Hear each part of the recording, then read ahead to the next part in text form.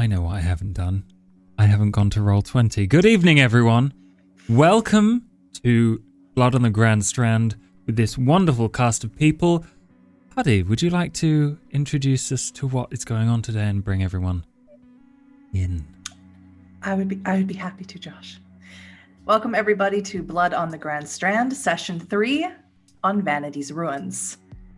And let's meet our ruinous vampires, starting with Kitsu. Hello, my name is Kitsu, and I play Astrid. Let's leave it there. She's not a very happy camper at the moment, just saying. Harry. Hi, I'm Harry. I play Galen Somnus, who has a lot to think about right now. Can't imagine what that means. Chris? Hello, I'm Chris Imogen, and I am playing Anthony Tulip, a caitiff, humble servant, the Lord and Master. Right, let's see here. He's that direction. Extra formal to go along with your formal wear. And Josh. I'm muted, and I am Hunter. He's just a lovable scamp who wants the best for his friends. And so much more. All right. So, if everyone is ready, Josh, do you want me to vamp while you get the Roll20 up, or are you good? I'm just setting up, so introduce us. All right. So, before we begin, forgot to do this last time, but this is a Vampire the Masquerade V5 game. We have gone over our consent and our safety, but please check in with yourself. If this is too much, don't feel bad about leaving or waiting for the VOD later. Your health and well-being is very important to us. Now, let's begin. Let's continue our vampire story. This has been a rough week for our coterie, and it's only Tuesday. Strange drugs, FBI agents with odd powers, exsanguinated hunters, and that's not even to mention a dangerous new player in town. The Prince of Charlotte has come calling, inviting the coterie to a party at a bizarre location, an amusement park abandoned for decades. As Anthony enters Hunter's office on the private floor of Hunter's establishment, Pirate's Voyage, Anthony, you are surrounded by the vast and rare collections Hunter has gathered over the years. South Carolina is rich in pirate history. Blackbeard orchestrated a blockade here, one of the largest in North America, for 6 days until his demands were met by the British. Excuse me. Stede Bonnet, the gentleman pirate, was the bane of the South Carolina governor. And Anne Bonny spent her childhood here and ultimately disappeared from history in South Carolina. So it's no surprise to you, when you enter his office, the door is always open, that you find him reading one of his tomes, a general history of the most notorious pirates of the Carolinas. Well, good evening, Anthony. Good evening. You in higher spirits today, or am I gonna have to pull out all the stops? I'm always in high spirits, boss. You know that? I can practically see it flowing off of you. You ready for the party, I see? Yes. Would you like me to get you something to wear? Or are you going like that? I like to think of myself as a person ready for all occasions. This'll do just fine. Of course. You worried that if I don't look spick and span, might get thrown out? I'm not wearing trainers. I'm always worrying about you, boss. I appreciate that. I'm worried about you, though. Why? Tensions ran a little high last night. They did. I'm fine. I won't let it get in the way of tonight. What does that mean?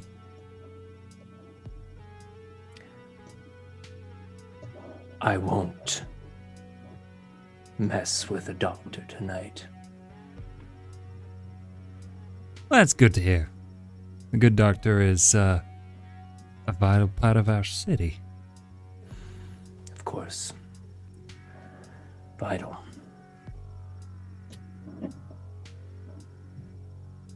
Well, you heard of a pirate by the name of Anne Bonny?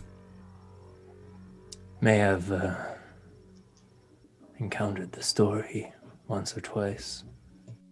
Ran with another woman pirate and one Captain Jack Rackham, was it? Was it Calico Jack? See, I've heard the same story. She disappeared, you know.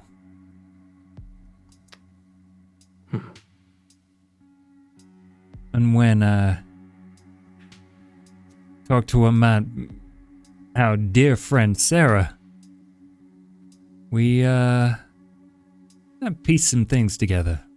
She's familiar in that sense. Do you reckon she might have been a pirate at some point? See no reason she shouldn't have been. She's certainly the kind of character who has a colorful past. But then again, so do we all. Well, But, I was never a swashbuckler. She seems to think I was, though. just because you don't wear the pirate hat doesn't mean you don't have the spirit. That's the nicest thing I think you've ever said to me. I told you, I'm in high spirits tonight. Well, now I believe you. Well, just thought I'd brush up on what was going on. I want to see, that, gangrel. Sire, Yeah, everyone seems to trust him, and if there's Camarilla moving in on the city, he seems like the go-to guy, don't you? he does. I'd also be interested in finding out who retrieved the body from our bathroom, but that's hopefully something we will find out along the way. Yeah, I'm not happy about that. I guess I could stay in the club for a little bit. However, There is something I would like to mention to you. please do. This is between you and me.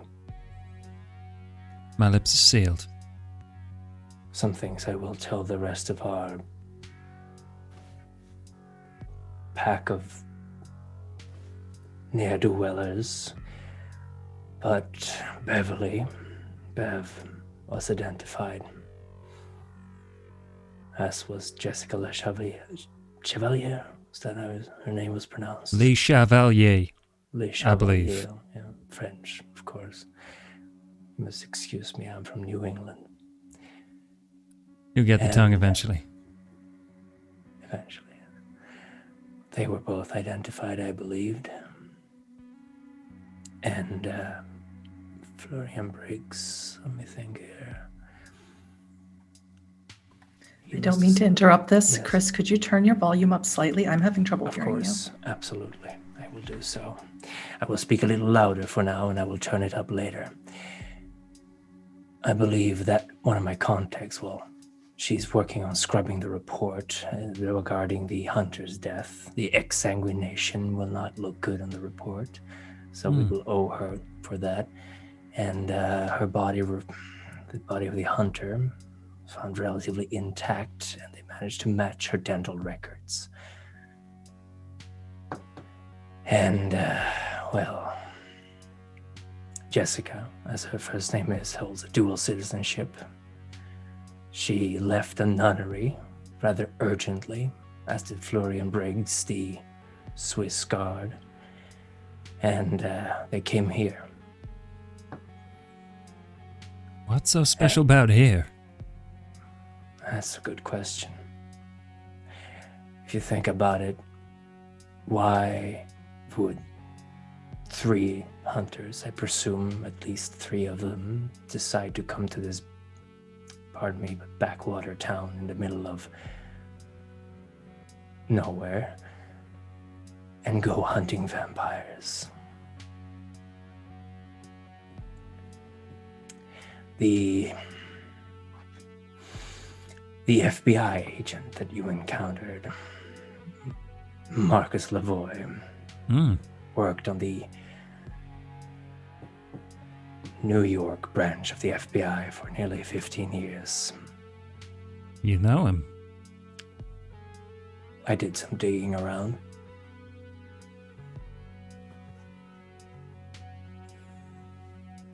Well, there are no reports about tender sugar anyway. Amongst the police, they don't have any information about that as far as I know.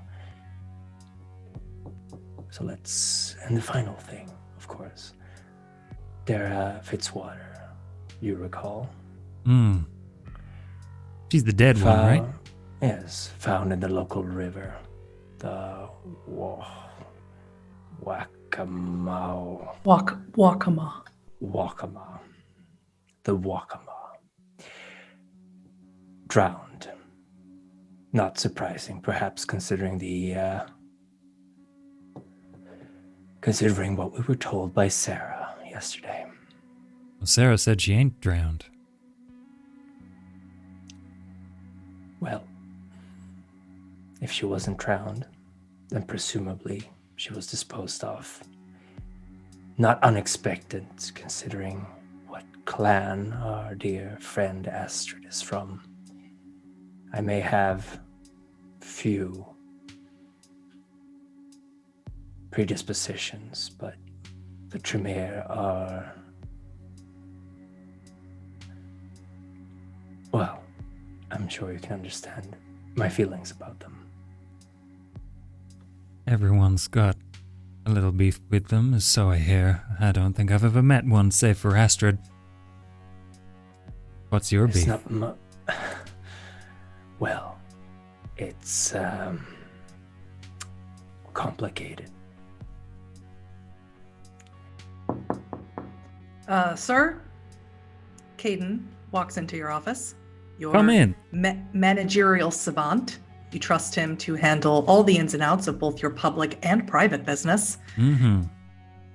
Sir, I just wanted to let you know that stretch limo that you ordered, it is waiting for you around back. And you also told me to tell you when it was 7 o'clock. It is 7 o'clock. Oh, we've been flapping our gums here. Thank you so much. There's one more thing, sir. Someone named Isaiah called the main number. I don't know, maybe he don't have your cell phone number. Do you know this person? He was very insistent on getting a hold of you. Yeah, did he say anything else? I can phone him now. He just said to please get in touch with him as soon as possible. Sounds good to me. Okay. Well, I'm going to make a phone call. Anthony, you make yourself comfortable in that stretched limo out front. I'll keep your seat warm. Appreciate it. And I get up, leave my office, and open a flip, it's probably an old flip phone. Mm-hmm. Do you call Isaiah's number? I do. I call Isaiah. Okay. Takes a couple of minutes. He says, "Hey, brother. Glad to finally get a hold of you. I've been looking to talk to you as well, so this is fortuitous, I think they say." I guess. Don't take this the wrong way. I like talking to you and coming down to your place and, shooting craps and stuff. But you have any idea why the doctor is not answering his phone and why he's closed his practice for the night? I think he's a little bit paranoid. I didn't realize he closed his practice, though. I'll go check on him. How's that? Great. Just to save this runaround, I don't really like technology. It's not my favorite thing. Okay. Quick history lesson coming from me. I know you don't know much about politics, Hunter, and I'm guessing you never lived in a cam domain before. That's just me guessing. Well, no, I'm sure I moved through them, but... I used to be in one. good couple of decades. And then one of the bigwigs in our clan just decided to cut ties. Most of us left. We ever wondered why there's so many gangrel hanging around on the Grand Strand? We all sort of followed Baron Lencho when Xavier said no more to the cam. Yeah, it's the really old one, right? I don't really know. I was kind of just like a whelp, like a pup back then, so I'm not really sure. But Baron Lencho was a good guy. I followed him, but who I really followed was Victoria. Did you ever meet her? Name rings a bell. Yeah, she was his advisor before Baron Park trundled her ass into town, and she was also his child. She was in the cam a couple of centuries before I came along. She paid me a visit last night. She's back in town. She hasn't been back in town in a few years. She's pretty mad. She wants to know what happened to her sire, 1. She wants to know who messed with my mind, 2. And 3, she doesn't understand what's going on with the Princess Charlotte. This isn't how the cam does stuff, apparently. I mean, I didn't pay too much attention to politics back then, but I take her word for it. She's one of the good ones. She's probably the best of our clan that I know. She says the cam have to send her on to Herald. She says the cam aren't just going to jump over other baronies just to claim another barony. She says the fish stinks starting from the head. Something's rotten in Denmark. You know, I don't really understand it. But she says something about this is wrong. Well, there's a whole load of wrong. Yeah, and I assume you're going to his party tonight. I mean, I don't have to, but it's probably the best for my friends. Is there anything you'd like me to say or do while I'm there? Absolutely fucking not. I'd prefer you didn't go. But All according right. to Victoria, there's somebody there that the doctor's not going to be able to resist confronting. She didn't say who. I don't really know what their relationship is. She asked a lot of questions about him, which is why I tried to call him, but he's not picking up his phone. I hate managing other people. Wow. But Couldn't have said it better myself. I'll see what I can do for my buddies. Yeah. I need you to do me a favor, though. Anything. You say that. If you come out of there, head still on your shoulders, please come by my place. I have to show you something. Well, damn. That's all I can say. You know how you can repay that favor? By Sure. getting your ass in gear and picking up the title of Baron. Are you serious? I'm not fucking joking. I'll make you a deal, Hunter. You meet Victoria tonight. Supposedly she's going to this party. And you tell me which one of us between the two of us should be Baron. Just have a conversation with her. She wasn't like Lencho. I know you didn't hang around with him much, but he was a sofa baron at best. She's the best of us. And I don't say that lightly, because I don't like any of us. Yeah, I don't remember you saying that about anyone. Okay, well, just so you know, I talked to Ike, and Ike thinks that you'd be a good pick, so I guess I'll decide after I meet Victoria. Honestly, I just think Ike wants to get in my pants, but I'll take your word for it. You know, that might be what's going on there. Okay, you have a wonderful evening. I'm gonna go try and make sure that people's heads stay on their shoulders. Please do. See you, boss. Good evening. Close the phone. Probably destroy it. I don't know. I'm not expecting any more. Actually, no. I'm going to wait until I've met the other 2 people I want to meet tonight. Mm-hmm. And then I'll do that. And then I go to the limo. All right. Astrid, as all this has been going on, you've been trying and failing to get Sarah to sit still so you can clean her extraordinarily dirty feet. You managed to get that really lovely red dress on her that your sire sent with Diedrich, all of that formal wear that he sent for you to choose from. For some reason, in this place, Sarah seems even more erratic than usual. She's running from room to room. This is all a private floor. It was very nice for Hunter to offer you these rooms. You had your own washroom, your own sleeping room, and the floor is completely devoid of any wandering eyes, save for Hunter and his personal immediate staff. But Sarah, you can't wrangle her in. She's touching everything. All this pirate stuff. You're not a big, you don't have a lot of knowledge of pirate lore, but this seems to set Sarah ablaze. And as you chase her around this private room, maybe feeling a little silly doing it, she stops in front of this very large portrait. You don't recognize who this person is in the painting. It's a woman with dark hair, dressed like a pirate, brandishing sword and pistol. And Sarah stops in front of it, stretches out her arms, and it looks like she's hugging it. She presses her face against the bottom of it because it's quite large. Now you may clean her feet. And as you do so, she says, "Do you hear the call, sister? Do you hear it?"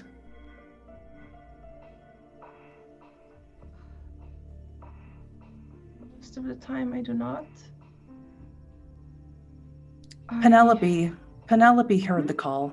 For so many nights, Penelope would look to where the sun would come up in the east, and she would say, "I won't go, Sarah. I won't go. I promise, I won't go." And now she's gone. And I'm frightened that you hear it too. And then I will be alone.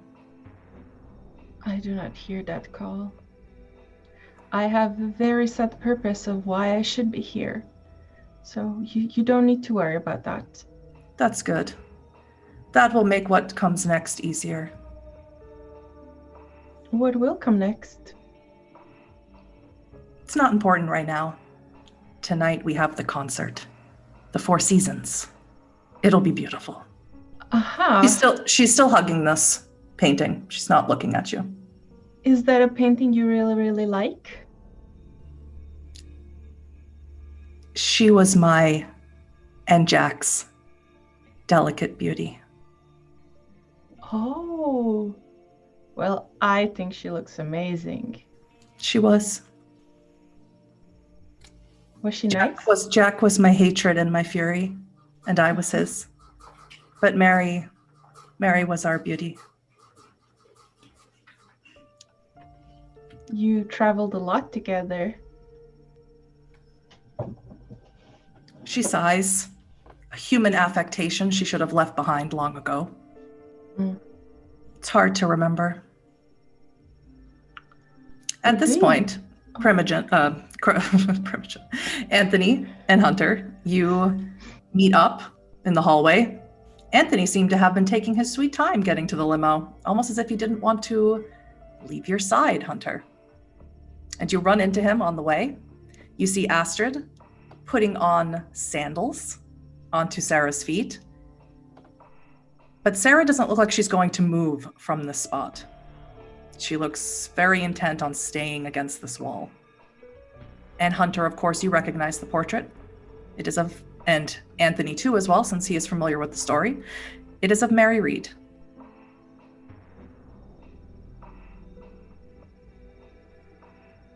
No problem here.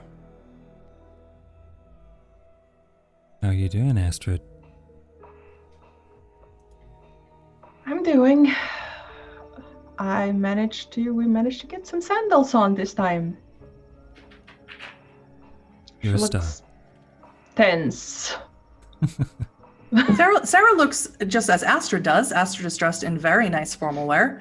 You assume it came with Diedrich, since you do not have this type of formal wear in your establishment. And Sarah is dressed in a very lovely empire-waisted red dress, complements the color of her hair. And Astrid has managed to put it up in a rather not quite, maybe a little messy chiffon bun. But she looks very presentable.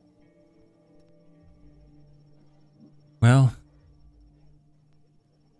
if nothing else, you look ravishing. There is obviously a certain reservation about going to this party, but overall I think it might be a good idea. Thank you. And yeah. I mean, I don't have a choice. For various reasons. Or rather, I do have a choice, but I do not think it would be a good one for other people more so than for me. But there might be good things that can come out of it.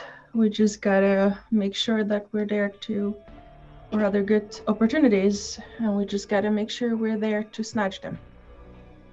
So. Indeed. Well, whoever's making you choose, they're my enemy too. So,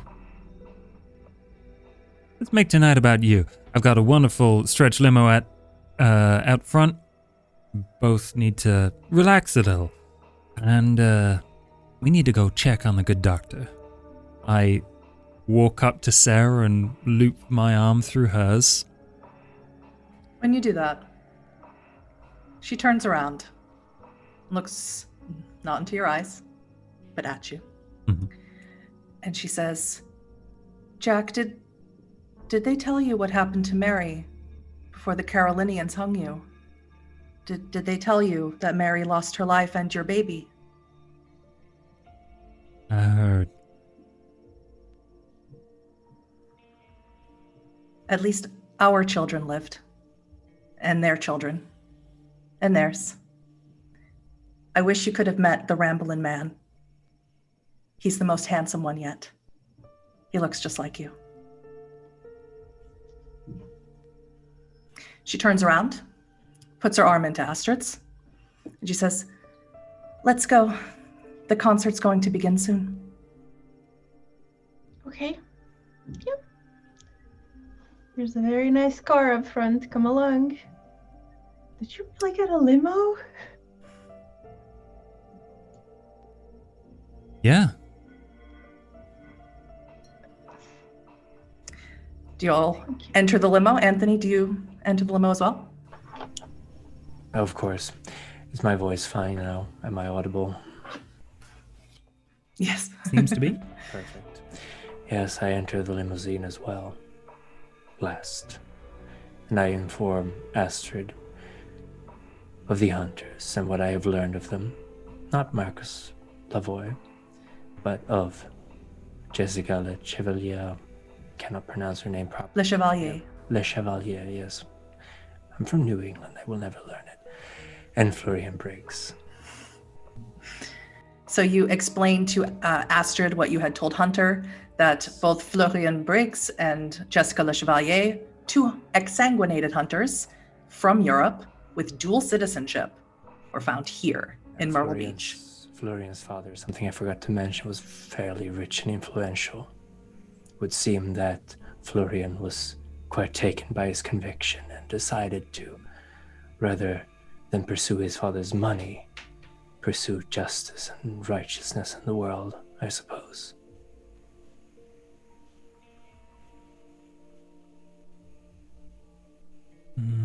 We all know where that led. I reach in my pocket and bring up his ID that I still have. And I just kind of look at the picture of him. And just like, I suppose. So young. Yeah. 23 years old. Brown eyes, brown hair.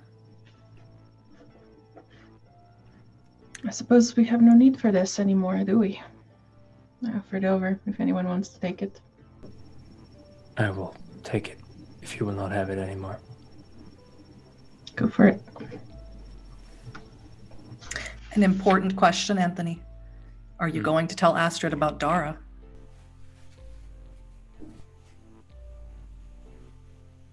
Yes. Astrid, I was also informed that the body of Dara was fished out of the Let me see here. Let me see if I can remember the name again. The Wakama. Wakama. Tis Cherokee. The Wakama River. My apologies. Official reports state that she drowned, but official reports, as I know, can be manipulated. Yeah. For Thank what you. it's worth, I'm sorry. Thanks. When Sarah hears you mention Dara, of course, she is again sitting on Hunter's lap, her head in his chest, and she just says very quietly, Natalie Wood didn't drown. I know. Do you know if she, well, drowning is a very, very painful way to go. I will remember that. Thank you. For a point of reference, as you all pile into the limo and it pulls out to the doctor's clinic, Thedric is following behind. As per Hunter's instructions, Thedric was only allowed into Pirate's Voyage for food and to use the restroom. All the other time had to spend in the car, and he is not allowed to drive them anywhere or be around them in any way unless it's an absolute necessity. And because you relayed these instructions to him, Astrid, he listens, just as Dara listened when you allowed her to go home. And as you all drive into the night, it is very cold. It's a cold night for Myrtle Beach, 7 degrees Celsius or 45 degrees Fahrenheit. And something about that drop in temperature, so uncommon, is ominous. A very short distance down the way, come into some traffic. It'll take you a little bit to get there.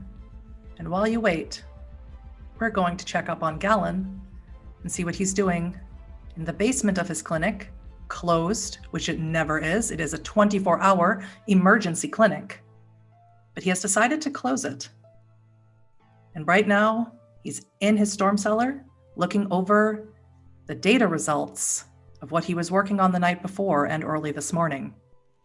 Frankie is sitting in his cage, kicking against the metal bars just to irritate the doctor as he concentrates, holding the picture that Astrid had put in his pocket last night. Harry, I need you to roll me intelligence medicine to see if you notice one extra thing on that result list. Okay, I'm pretty good at this one. So, let's see.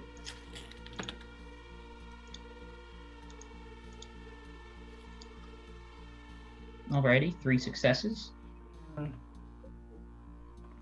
You find small traces of HCG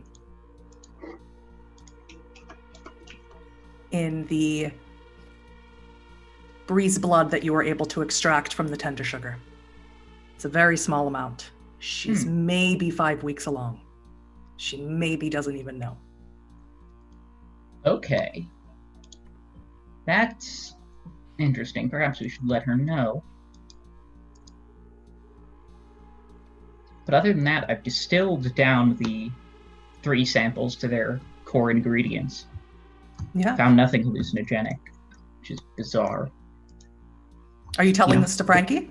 No. This is just in his head. Okay. Well, Frankie is just kicking at the bars of the cage, being very annoying, purposefully so. Yeah, I'm not going to give him the time of day. You know, I eat food. Haven't eaten anything since last night, and as much as I appreciate the tranquilizer you gave me, so I slept the day away, it's awesome, I would very much like to eat some food. Apologies.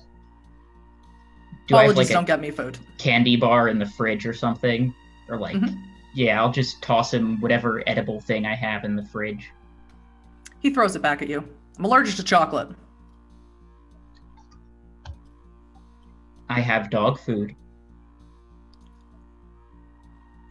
I assume you also have EpiPens. I do. You know what? I probably have... An assistant probably left a sandwich in one fridge somewhere. Yeah, you find half of a bagel and lox in one of the fridges. All right. I'll offer him that. He starts eating on it, still holding the picture. Hmm. You can see the picture. You see Astrid from when she was mortal. You see a blonde man who you don't recognize. And Frankie holding their surfboards. Astrid looks so happy. Never seen her look so happy before. Who's he? Who's who? The blonde guy in your photo. Why don't you ask your buddy Anthony? He seems to know who he is. That's Saul. It's Saul. Saul was Astrid's boyfriend, correct? Yep. And for whatever reason, Saul thought she died. That's what he told me. It's what he told everybody. Yes.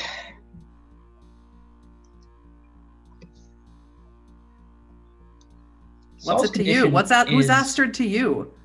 interesting to me, because I also have a friend who has undergone a similar set of circumstances to Saul. He believes himself to have been tampered with, I guess you could say, by Dean. And I suspect the same might be true of Saul. Okay. I don't know what you thick bloods get up to. Not all of us were as lucky as Saul. For whatever reason, the Baron liked Saul, and then Isaiah, that's what he said his name was, I never fucking met the guy, liked Saul, and so then they got, that he was doing stuff and making money and, whatever. Mhm. Us, the rest of us thin bloods over down at Mr. Joe White Avenue down on the north end of the strip, we have to do what we got to do, and what I got to do is I got to make drugs. Well, your concoction here is pretty ingenious, actually. Do you know Thanks. how it affects people the way it does? There's nothing in this. Makes him feel fucking awesome. No, I know the effect. My question is, do you know the mechanism behind it? Because I'm kind of lost on this. Seagull do you know entrails? do you know the mechanism when you guys do your little woo-woo stuff? I like to think I do, but no, you're right about that. Look, This is I chemistry. learned it from someone else, right? And then I tinkered with it. Little of my blood, little human blood, a Brillo pad, some seawater, some So sand, the blood whatever. is the active ingredient, you think? Probably. It doesn't work unless I put my blood in it. So your blood is necessary, but Hmm. it's. Did you but did it- you really find all my ingredients in there? That's Yeah. hilarious. You like it? I mean, I can't say that I'm a huge fan of narcotic distribution, but it doesn't seem. But I can't imagine this. Well, I don't know if there's something in the seagull intestines, but I don't see it being all that toxic. Well, the seagulls die because of all the toxic dumping over on the north end, so Yeah, that's got that's lots fair. of seagull intestines to play around with. Yeah. Would you mind showing me the process that you use to make it? Yeah, if you fucking let me go.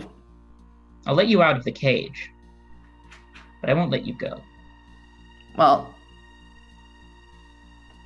I need lighter fluid, I need jasmine, I need the seagull entrails, I need human blood, and I need my blood. And some of us do it different. Some of us make a human ingest stuff, and then but I cook everything in like a pressure cooker or just on boil on a stove for a really long time. Mm-hmm. And Okay, then just so distill it then down. never mind. I don't really need your help on this then. Well, I think you do. You don't have any thin blood. Yeah. Not that smart for a doctor, are you? I'm working under a lot of pressure right now, you could say, and Try This being is in something- a cage. yeah, no, I get it, but this is the alternative to killing you, so Uh-huh.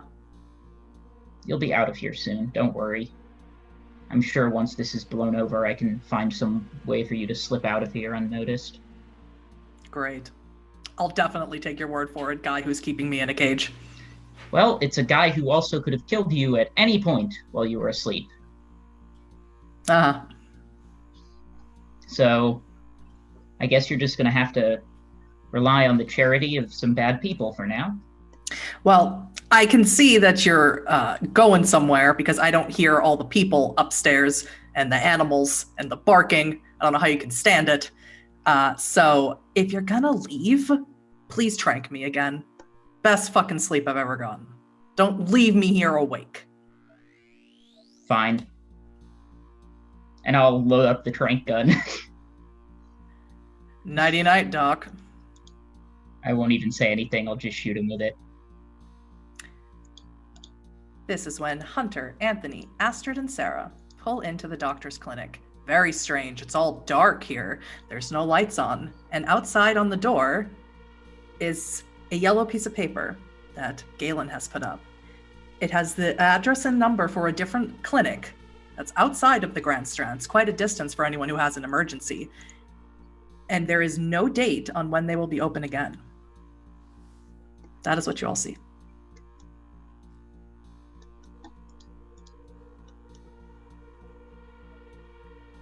Well, we aren't clients, so I suppose this doesn't apply to us, yes? Let's go around the back. One of you has a key to his storm cellar. Yes. Yes, I do. Do all of you follow Hunter to the storm cellar? You're muted, Primogen. I have a question. Yes. You go first. I was going to ask Astrid something, but I can wait. No, you go first. What is All it? right. Astrid, Hmm. as I'm aware, you're quite new to this whole thing of being amongst the kindred. Hmm. Did your sire ever talk to you about other clans? Some, yes.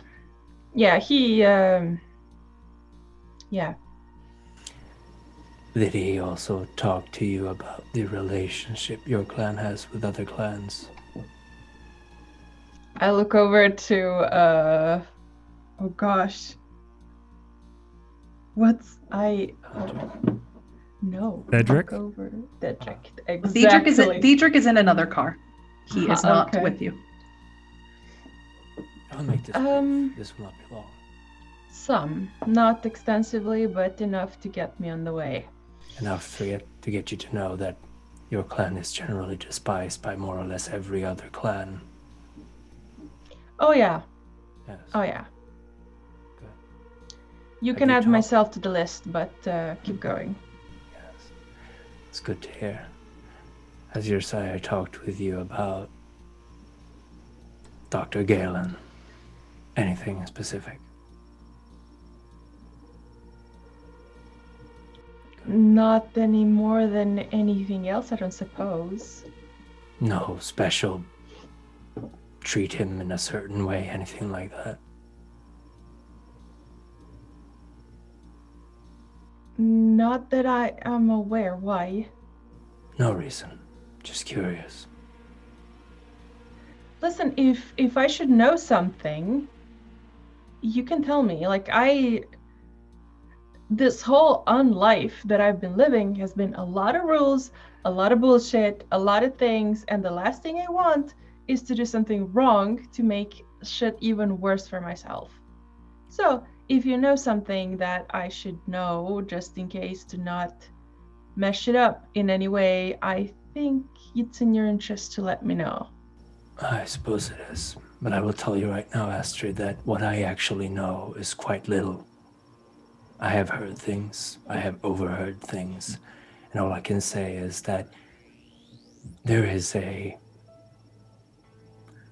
high chance that if your sire is aware of Galen's condition, that you may have to make a choice, or, well, rather you will be forced to make a choice, and it might not even be a choice. So my recommendation is, when you talk of the doctor, say that he could be caitiff, Bruja, Toreador, or hell, you can even say he's a Lazambra. I've heard that they've joined the Camarilla. and the anarchs to some extent, do not mention anything about his eye. Sure. Unless you feel inclined to do so. Of course, I am not your sire, and I'm not the one to tell you how to do things. Just some advice. Thank you. I will keep that in mind. Of course. Here's a piece of advice of my own. I'm listening. Do not, if you need to tell me anything that I should not be telling on, you sign it to me if Mr. over there in the other car is next to me. Of course. I don't really want him to die. I can make him die if I really need to. I do not want to There's do no need that. to. I will make sure that there is no need for him to die. Believe me So when I say I am very sorry that Tara died. it's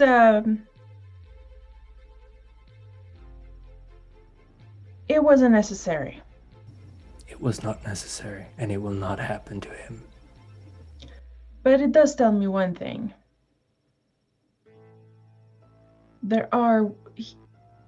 He needs fear. He needs me to be afraid. Are you? I got nothing to lose. That's what he's afraid of. Sorry, Hunter, Astrid, Sarah, shall we go? Let's. Follow me. So you all go around the back of Little River Animal Medic. Sarah is still holding on to you, Hunter. Holding onto your arm, head on your shoulder. And she's also trying to keep pace with Astrid, so trying to walk in between you. And you use the key on the storm cellar, the small padlock key.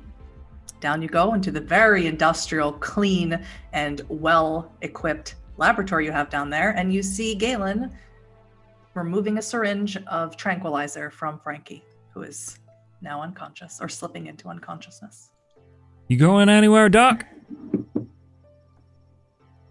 Not sure yet. Didn't we have an arrangement tonight? I was thinking a little more permanent. There's no return date on your little advice slip upstairs. Again, that depends heavily on what happens tonight. Well, I did some research while you were gone. I was able to figure out what was in the narcotics.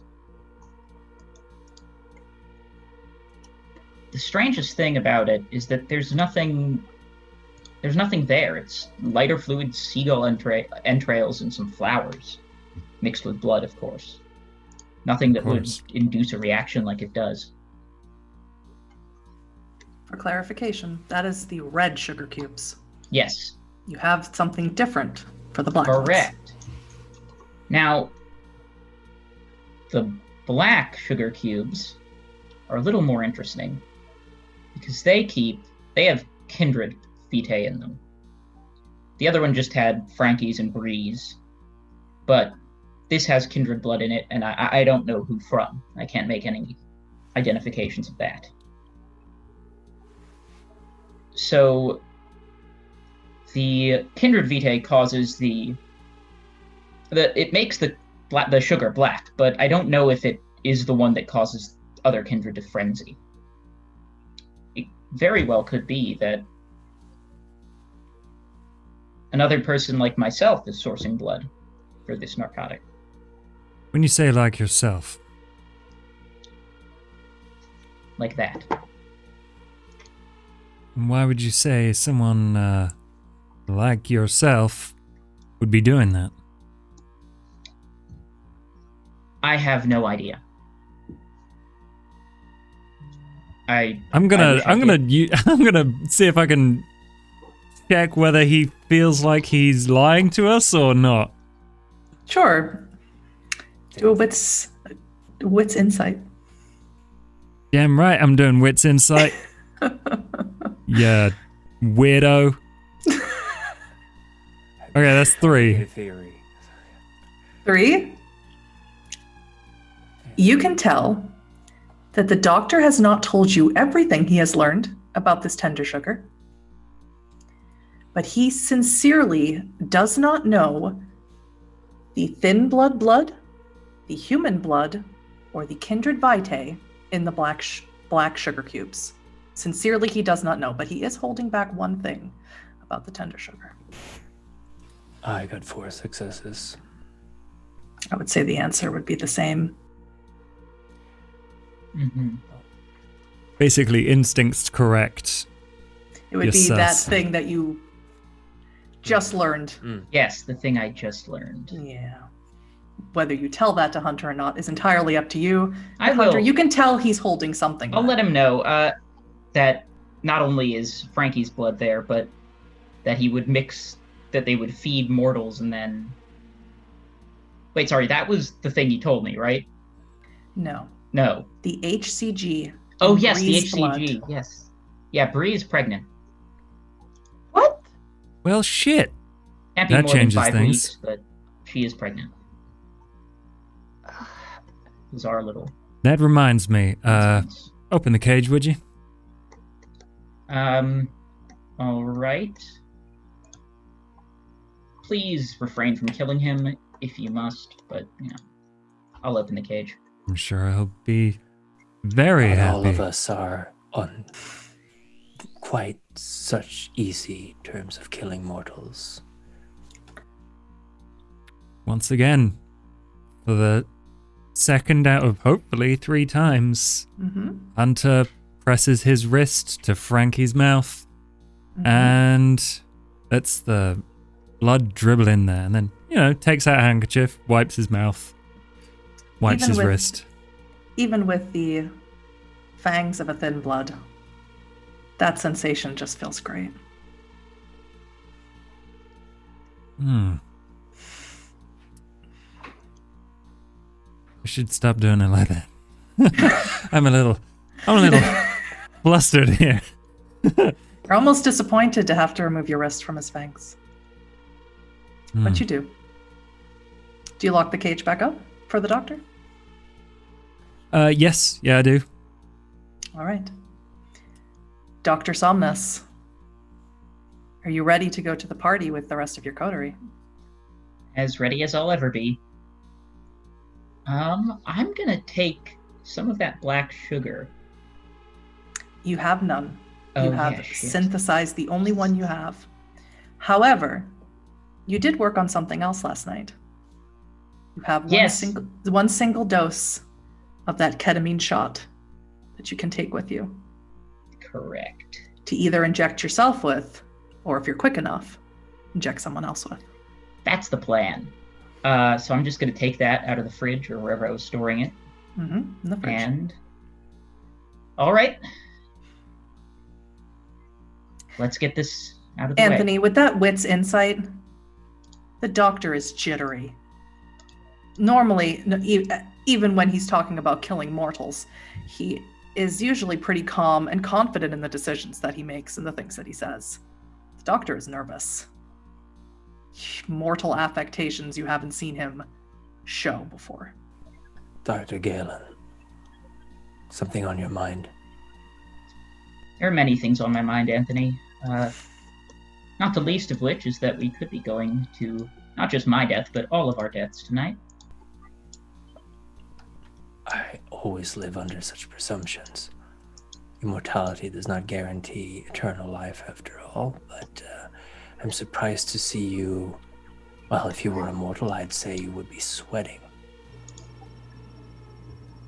Any particular reason, or just suddenly caught by this fear of death?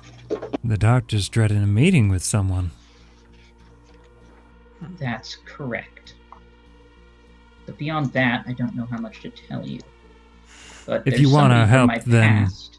we can. Otherwise, you can I teach them. suppose my sister, not genetically, but we share the same sire, contacted me. Oh, I didn't know she existed. And I don't know why she wants my attention. You have a sister. It's news to me as well. Sarah pipes up, detaches herself from Hunter's arm, and points directly at you. You are the prodigal son. You are a stain on her path. Fear in your left eye and love in your right eye. All that matters is what your third eye sees. And she turns around, puts herself back, attaches herself back to Hunter. Huh. Man. We're going to be late for the concert, Jack. I know you didn't like music, but it's going to be something special. Well, if everyone's ready, I have one final piece of advice. There's going to be a woman there called Victoria, though I hear she's a gangrel. She might be our ticket out of this. Sarah whispers to you, Hunter. That's the love in the right. Oh. Well, I'm all for love. I know. You ready? What did you give this man before we came here? Tranquilizers?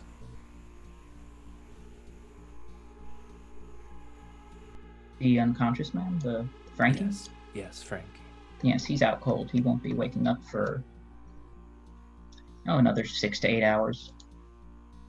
All right. As long as no one breaks in and steals them. Well, if somebody breaks into my haven, then we have bigger problems than Frankie going missing. We got a lot of big problems. Frankie going missing would be bad news. Yeah, no, definitely. Anyways, are we ready to face the firing squad? Stick Why our not? little noses into the mousetrap? It's a party after all. Let's go. As you all ascend the stairs out of the storm cellar and back into the limousine, it's once again time for you to go to the very strange location that was given to you on the invitations that you all found, assuming there would also have been one at your trailer, but you did not stay there for the reasons of someone breaking in and stealing the white out of your bathtub. Embossed invitations, simply with an address, strange address, US 501, which is the interstate that runs through the Grand Strand, and the Intracoastal Waterway, which is a bridge that runs over the entire eastern seaboard. And of course, has its place here in Myrtle Beach. It runs over the Waccamaw, where Dara's body was found. It'll take you some time to get there. But as you drive closer to the water, Sarah, still in your lap, Hunter, starts waving out the window. She's sort of looking down and waving. And I need everyone to roll me wits and awareness to see if you can see what she sees.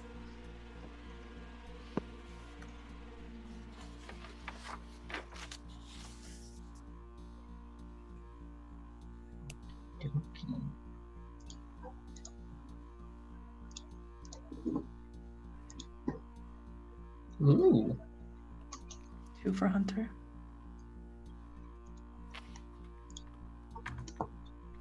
3 for Gallon, and I wouldn't want it any other way. Anthony, Normal is that successes. 4? Hunger, yeah, that's 4 for me. You have to count the ones at the top and at the bottom. So it's 2 Aha. and 2 hunger dice. So that's Gallon and Anthony 4, and Astrid, that is 1. Is that correct? I think so. Yes. Astrid, you don't see what she's looking at. You're a little distracted. You're going over the place where her body was found mere hours ago. You're not really in a party mood or wondering what silly thing Sarah is doing.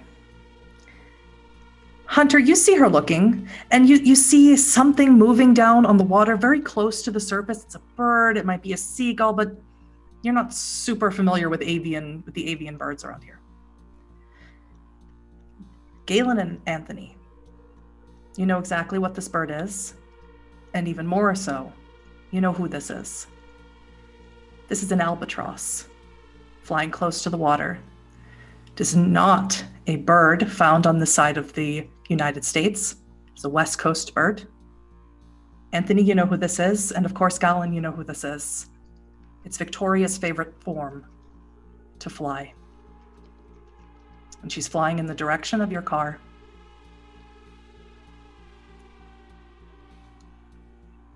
Apparently, she is going to be at the party. And Sarah is giggling and waving as you drive along this bridge the whole way.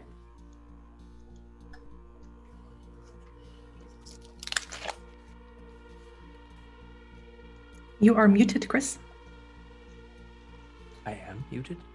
Now you are not. Ah, very good. It might be interesting to know that we are currently traveling companions with, I believe, Victoria was the one you spoke of before. Isaiah's friend. Hunter. Boss. She's outside the window. Oh, is that what that was?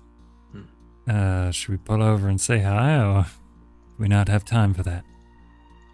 She seems to be traveling as fast as your limo. Much It wasn't faster so- than a bird could travel. Obviously, Victoria, this would be worth noting.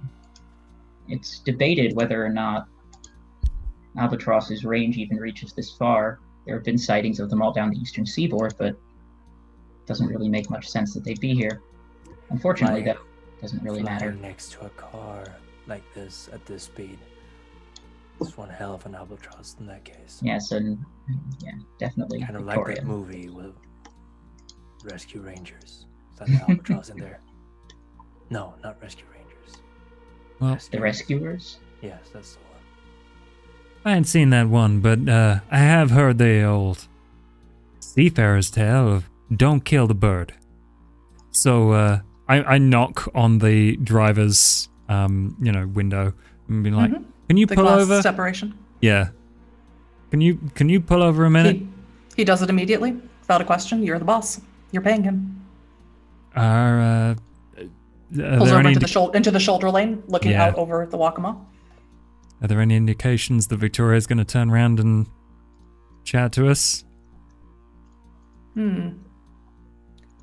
I think if one of you made some sort of gesture, she might.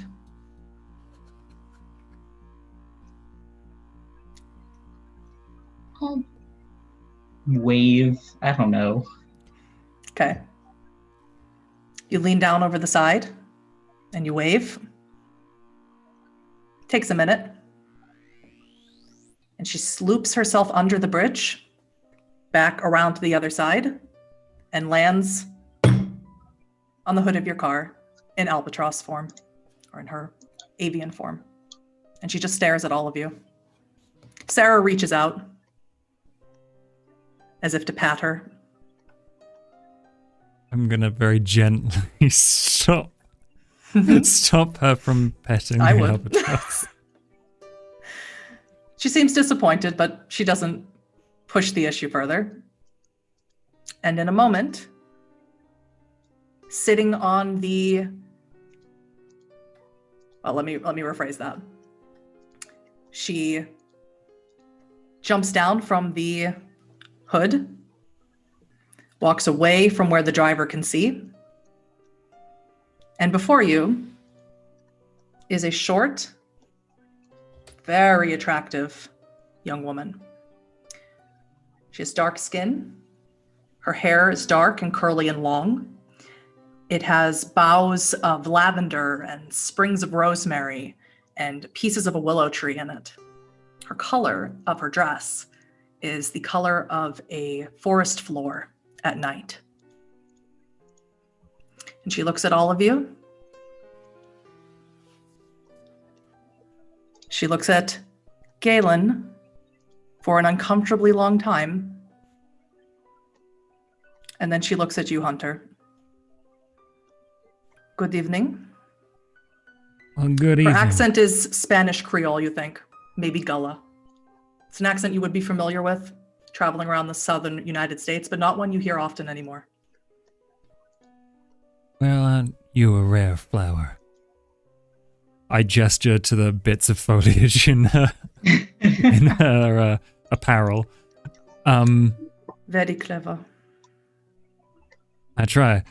I have been told that you're Victoria, and we're going to the same party. Who told you this? Friend. I'm just gonna. I'll say Isaiah. Ah. You know Isaiah. He's a nice man. Okay. I seem to remember your face, dragon. Have you found something else to do on the Grand Strand besides tracking me in the years I've been gone?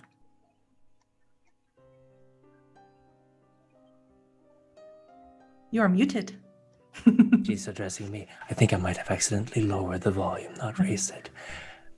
Ah, Victoria, well, I've kept myself busy, as I assume you have as well. I do not like you, dragon. The feeling's mutual. I don't like myself either. And you? Oh, so very young. Oh my, so fresh. Where did you find this one? She looks at you, Hunter. I'm fresh. I certainly don't know the politics. The girl. Oh, this is my friend, Sarah. She is eagerly anticipating. I know Sarah. Oh, The girl. Uh, Sarah is older than me. is that right? Well, Astrid, you know yourself best. I suppose I got found. That's the best way to put it. You are so very young. I'd like to speak with you more. Is there a reason that you stopped me on my journey? Well, I've heard good things about you and your judgment. And that means that I wanted to know if you had a plan for this evening. And in fact, a plan for the future. For Myrtle Beach. She looks at Galen. I have many plans. I plan to find out what happened to my sire. I plan to find out why the Prince of Charlotte is here. And then I plan to leave alone. Unfortunately, alone.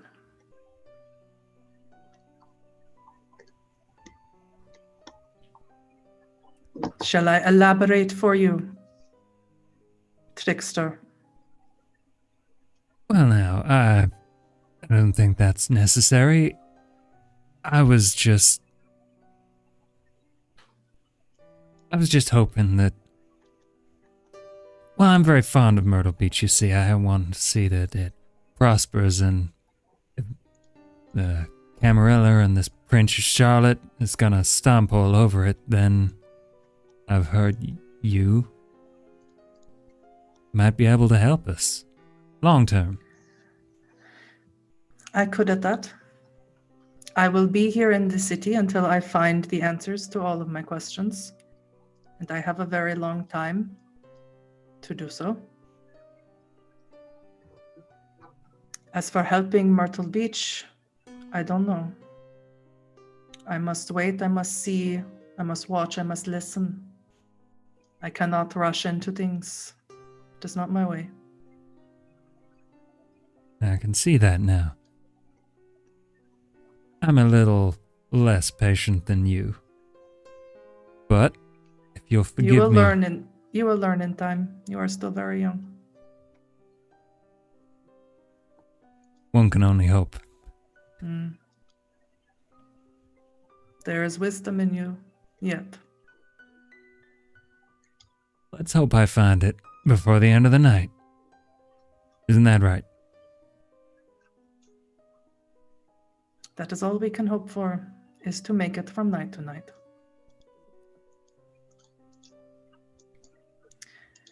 Dr. Somnus, Victoria, it is nice to see you again. feelings mutual. Is it? I believe it is.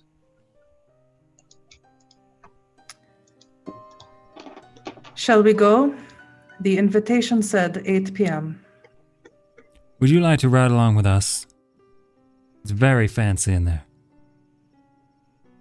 I don't know much about fancy, but I suppose I can. It would be nice to talk to Sarah again. It has been a very long time. Of course. And I open the door for her and Sarah and everyone else. Do you all pile back in? I let her go first. So you all pile back in. Sarah and Victoria begin speaking to each other. They're speaking French. And they're whispering and laughing. Victoria seems quite at ease with her. And you see Sarah, you see Victoria ask for something, and then you see Sarah's milky white eyes turn black for just a moment, and then turn back. And Victoria seems very animated now, asking her lots of questions, very fast.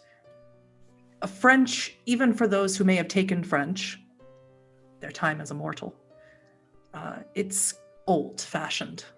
It's not something that would easily be understood by even native French speakers.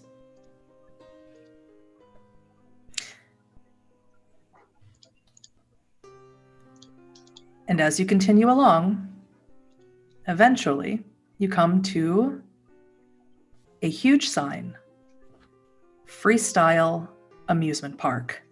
It is rusted. The F is upside down. The Y has fallen off. And it's completely dark from the outside, except for 2 sets of industrial floor lights illuminating a small area of the parking lot. Awaiting you are 5 men and 1 woman dressed in very sharp black, you think maybe Gucci suits. And they're all standing there waiting. Do you instruct your driver to pull in? I didn't see why not. As you pull in, the security surrounds your car. They open the doors, the passenger side doors of your limousine, and they say nothing. Do you exit? It seemed like an invitation to do so, might as well. As you walk forward, the woman is the only one who did not surround your vehicle. She holds her hand out and she says, "Invitation, please." Hand it over. She doesn't look at it. She just puts it in her suit pocket. And she says, "Please enjoy the party." Thank you. What awaits you as you enter the party is a scene that is simultaneously exhilarating and disturbing. The detritus of this amusement park, weighted down by the battering of hurricanes and the flood of rainwater, surrounds a scene of what looks like a mix between Cirque du Soleil, Moulin Rouge, and a Berlin cabaret. Aerial dancers are strung up between these broken down pieces of Ferris wheels and sandwich shacks. and performing their feats up and down in the air. There's tight rope walkers. There's dancers up on makeshift stages.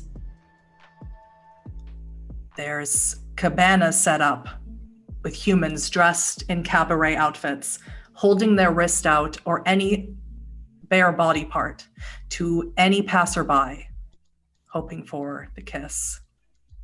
And you also see a half, maybe 24 kindred milling about. You can definitely tell the difference between them and the mortals. The way they are dressed is avant-garde and unsettling. And at the center of it all is a woman standing 2.5 meters tall, or about 8 feet. She's dressed in a skin-tight dress that looks like a monarch butterfly pattern. But besides how tall she is, what is upsetting or disturbing is her face has been flesh crafted out to represent the wings of a butterfly and has been painted to look like a monarch butterfly. That is the scene that awaits you all. Music pulses, a strange, cerebral beat, a mix between honky-tonk and EDM, sounds you've never heard before.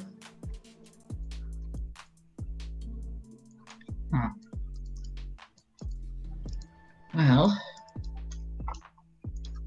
that butterfly face thing is certainly something to behold. Everyone, please give me wits and awareness.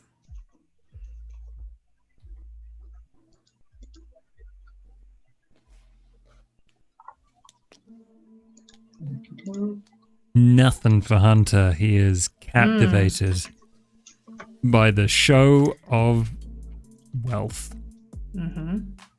It's not just wealth, it's also style and excess. He's a fan. Indulgence. Galen is 3, Astrid is also 3. 5 for me. And 5 for Anthony. Anthony, you very much recognize a member of your own clan as the person who is running this little party, the very tall woman. Is likely a member of your clan. You recognize her work, you think. But what you see is a familiar face. It's Detective Porter. She's standing on the sidelines, nearby where these mortals are holding out their wrists and their neck and their feet and whatever free body part they have to offer to any vampires walking by. And she's standing there, dressed in her very nice blazer and pantsuit. Her sleeves are rolled up a little bit. And you can see that silver violin bracelet gleaming under the lights. Galen and Astrid. Well, Galen, you see a very strange figure. You almost didn't notice her at first because the woman so tall was the very first thing that captured your attention. But behind her is someone else. Someone much shorter. Looks like a very young woman, maybe Astrid's age when she was still breathed. She's wearing a Baroque style dress, 18th century style dress, the petticoat and the laced bodice. It's a very strange outfit, even among all of these bizarre outfits. She's holding a cat, a gray and white striped cat. She looks very pale, very sickly. Astrid, what you see is you see Erica, the girl you met in Loris 2 nights ago, the one that Hunter charmed, the one that told you about Florian and what happened to him. She's among these mortals, although she is not reaching out her wrist for any of them, but she is dressed as a cabaret dancer. Hunter, mostly what you see is that really tall woman, 8 feet tall, at least, presiding over this spectacle. Just stands there, stares, and is like, well, she's real tall. Victoria White. stands next to you and says, "Are you not familiar with the clan of the dragon? Like your friend, Not so much. Anthony." Beg your pardon? You did not know that your friend is the clan of the dragon. I think that's how Anthony. you say it, dragon. Dragon? Yes. Anthony, you a dragon? Muted. Not speaking. I am momentarily lost for words. Is that not something that I am not an anarch very long. I was in the Camarilla very long. Is I that guess not something anarchs do? Is identify by clan? I guess I didn't ask. Is this within hearing range of everyone in the group? Yes. Perfect. Well, Victoria, some of us join the Anarch movement or live in Anarch territory to live their own lives a little bit differently. You should try it. And maybe you should. I live my own life the way I choose. Yes, and how's that been working out for you? It was working out fine until I met someone. And she walks away from you. Ooh, it's gotten cold around here. It's even chillier. Damn, Anthony, you okay there? I'm perfectly fine. Thank Well, you. now I know you're lying. Hang on, can you turn someone into a butterfly? Is that Do you want me to? sorta. Sarah whispers into your ear, Hunter. Bird of spring, who wants to be a flower?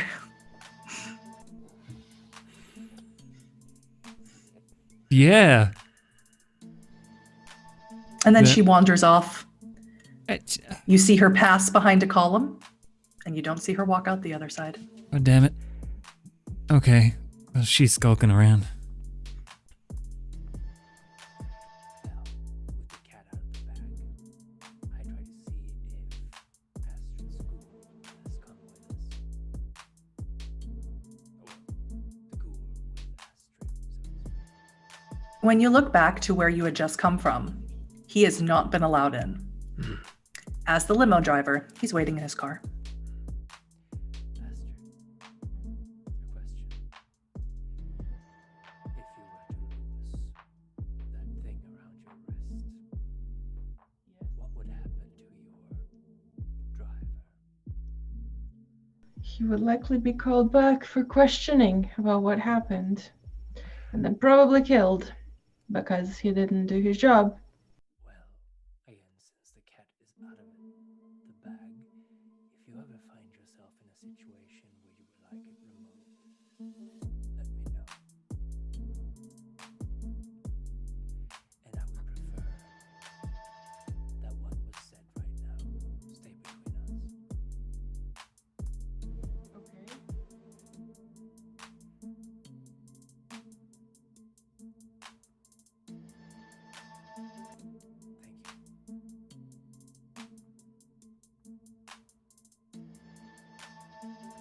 I don't like all these preconceptions and all these things. Like I don't know if I give the feeling that I really want to be part of it all.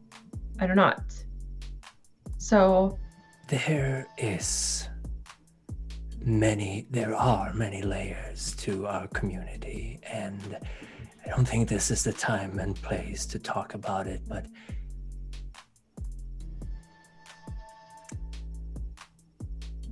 let me first ask, does the word dragon ring any bells in the group here? We might as well talk about it since you know. I had my suspicions when you Of course. brought your bones out to do battle with the white on our first night together. My claws, yes. Well, I tried my best to look more like I was a gangrel, but I suppose I failed in that regard. Hunter.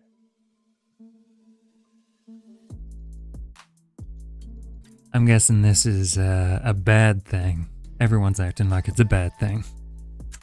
I know That's you, what Anthony. I'm wondering too. It's like, why is this a big deal? I don't understand. I'm right there with you, Astrid. He's a stand-up guy. He's always looked after me. I've always tried to do my best by him. No judgment here, mostly because I don't know what the fuck she means. Hunter, I've never asked. What's interesting is why you would hide it from even your close friend.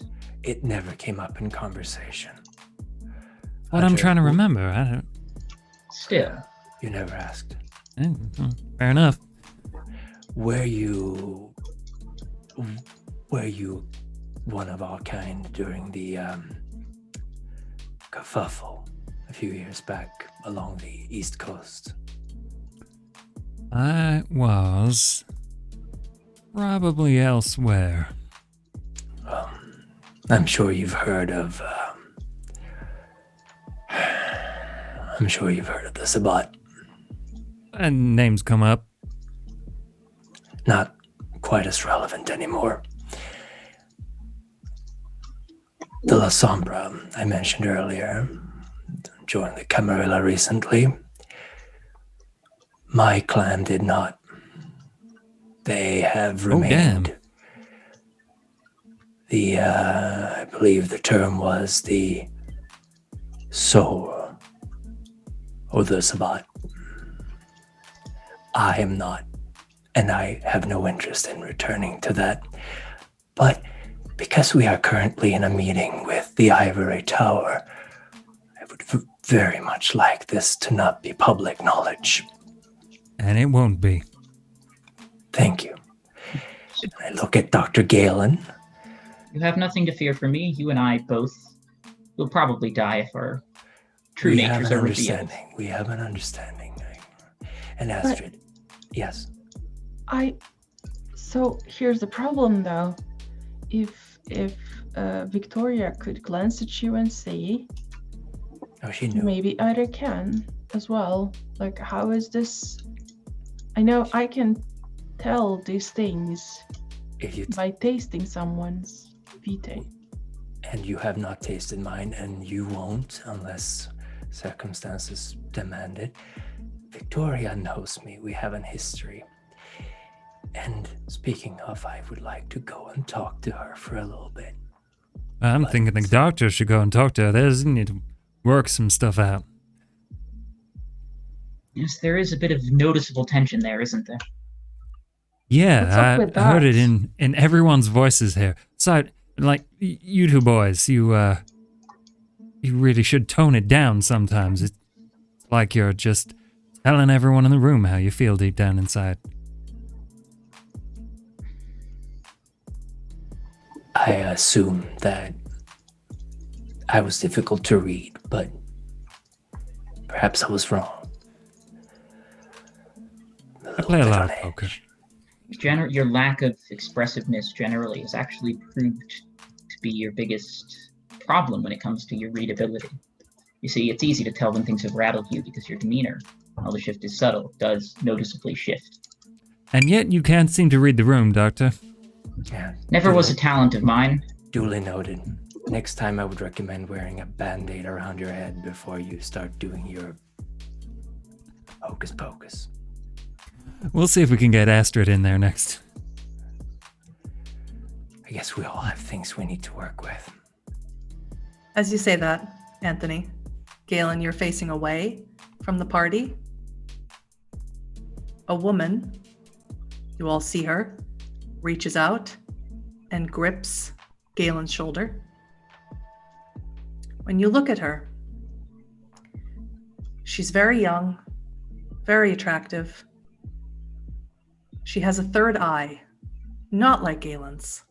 It's the third eye of a deer, of a doe. It's very large. She's dressed in a so tight dress that if she still breathes, she would not be able to wear it without passing out. It's a Victorian style era dress, but she's cut the sleeves off. And all along the bodice are sharp little throwing knives. To her left, to her right, is what is clearly a Nosferatu. And another vampire of a clan you can't discern from looking at them. She grips your shoulder very hard, Galen. She leans down and whispers, "Well, big brother, I'm so happy you came to the party. Care for a dance?" If it'll help clear things up, I'd love to. And with that, we are going to take a very quick break.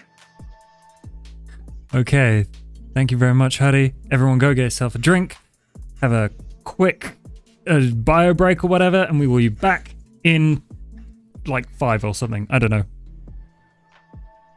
Welcome back, everyone, to Blood on the Grand Strand. Huddy, take us away. Thank you. So our coterie finds themselves at a Camarilla party, a very strange location, an abandoned amusement park, and it seems to be just a feast for the senses, for the flesh. And as they were discussing personal problems, including the outed clan of Anthony, Galen was tapped on the shoulder, or rather gripped on the shoulder, by another Salubri, one who seems to know him. Could be this sister that he told you about earlier in the night. She's not alone. She has an entourage, and she has an array of deadly weapons on her. She asks Galen for a dance, and Galen accepted. She grabs your hand, Galen, and leads you out to the dance floor. Anthony, you wanted to go speak with Victoria. That is correct. Victoria right now is in a group of 3 vampires, 2 females, 1 male, and she's speaking with them.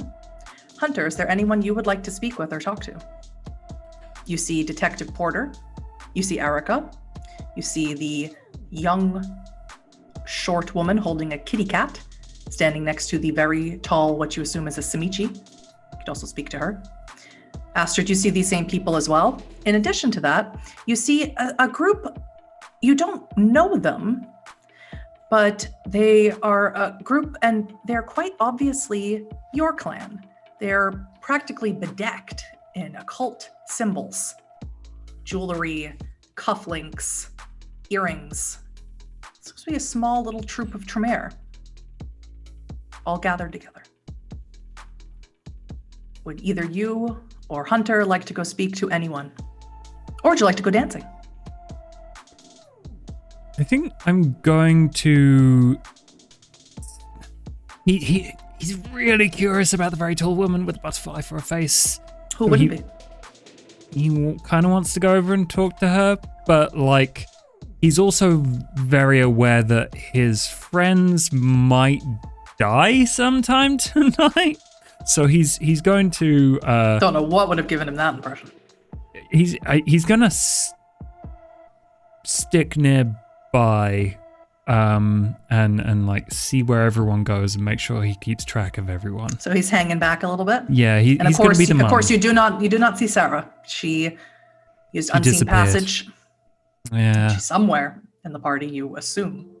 he's actually a little bit jealous of her, but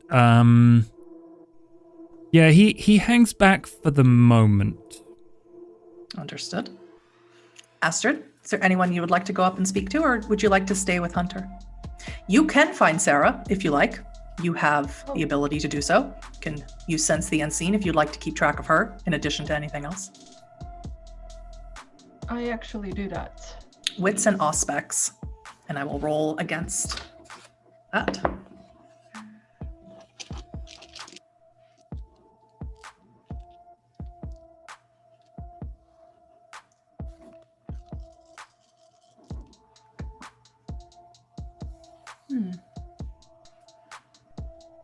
That is a messy critical, but it's on a passive ability, so that shouldn't cause her to freak out.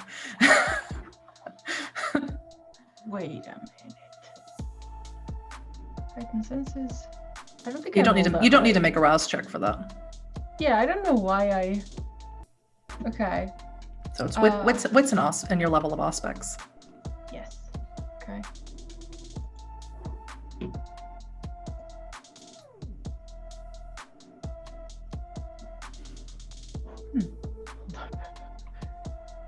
Uh,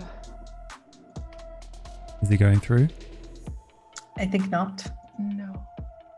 Uh, Well, that's my wits. that's. Do you have 4 wits? Because you rolled 4 dice. Yes, I do. Okay. And then Allspecs, I believe I have 1, so that's another die. You have 2 Yeah. aspects. 2 Allspecs, okay. Yeah, just Pardon roll me. another 2.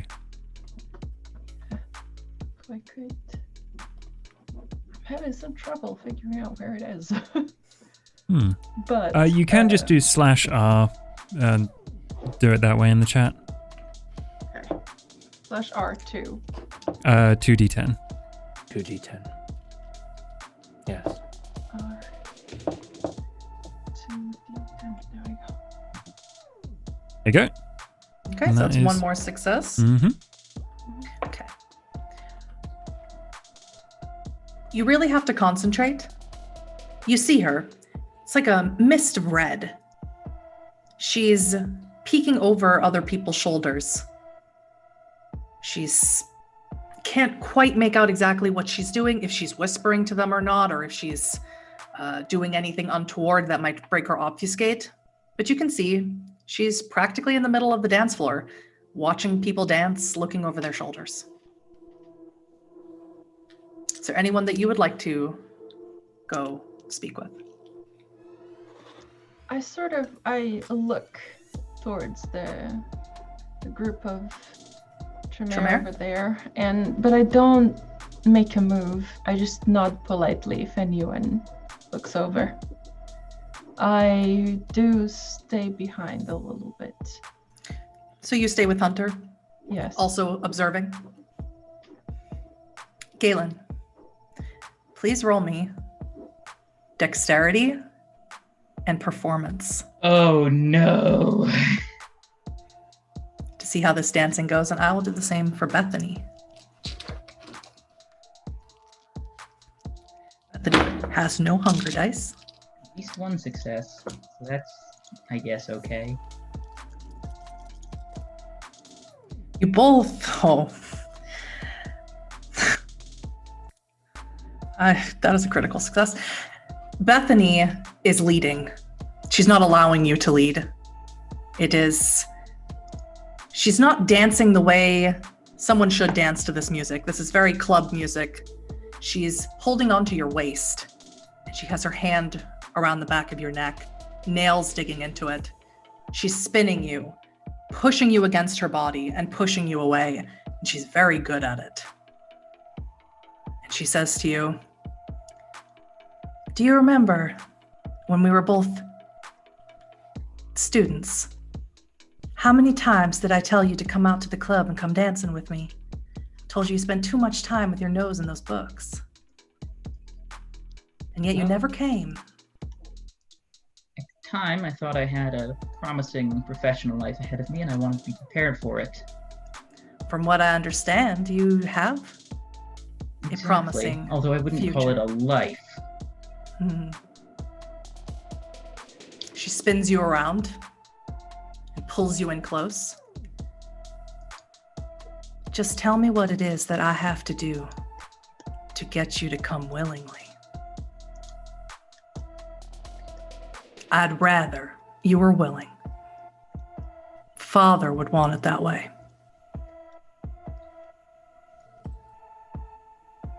You speak of what father would have wanted.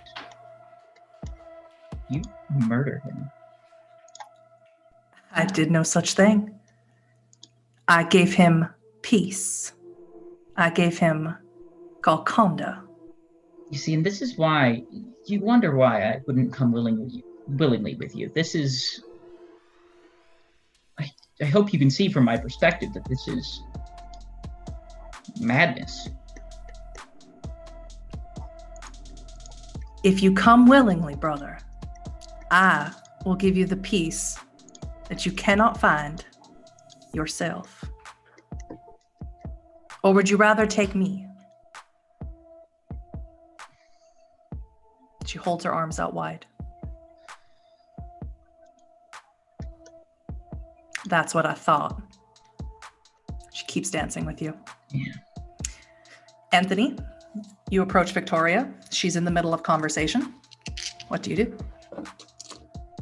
I politely look for an opening in their conversation. Might take a little while. Mm-hmm. Finally, I approach. You can tell from the conversation that these Camarilla vampires, they know her. They don't treat her like they would perhaps you or any other anarch. They treat her with some sort of dignity, respect. Not quite the same level as they treat each other, but it's there. You can tell. Victoria, She looks at you. I would She like looks to have back. a word with you. It's Would you excuse me? She turns around, leads you off to the side. Yes. I have a fairly simple business proposition to you. I am not one for business, but okay. I exchange of favors. Ah, I'm aware you of mean your religion. boons. You mean Yes. boons. I suppose, but this can be dealt with tonight. No trading, no speaking to officials. I've heard that's how it's been done. Just a simple agreement between two K-Knights. You are the K-Knight dragon. Or at least you were when you came into my father's territory. Indeed. We knew Well. you. We fought you. You may not have known us at the time, but we were all in New York once. As were you. As was I. A Except different time. we knew who you were before. The face you wear now was our friend. That's how we knew who you were. Seems you have me at an advantage. I know. I mean you no ill will, dragon. Since I do not know, I cannot address you by Anthony. I do not know if that is your name, but you are dragon. You can call me whatever you want. I know.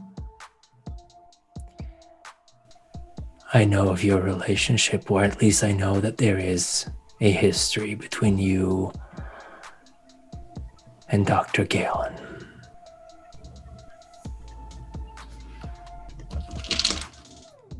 What do you know? I know you see many things. I have seen many things. But I'm not going to tell you what I know before you listen to what I would like in return. Speak quickly. I see that he is in danger. Well, my proposition is simply this. I tell you what I know of your relationship, and I tell you that I will keep an eye on him and let you know what happens. And in return, tonight, you let me feed from you.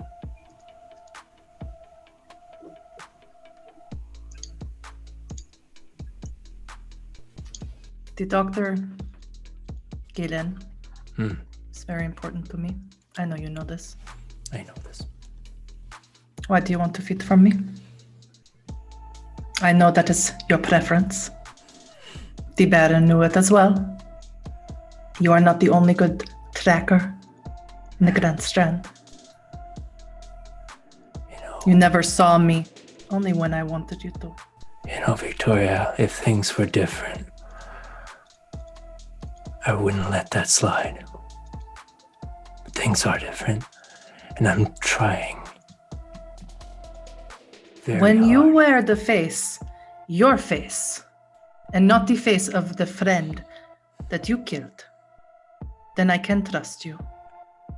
Until then, I will accept this boon between kindred and not between friends, not between fellow anarchs.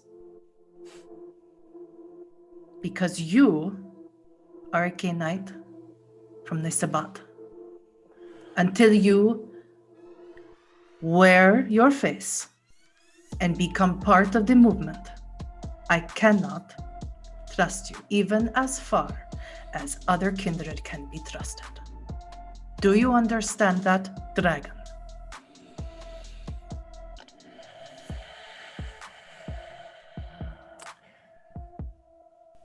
I understand that.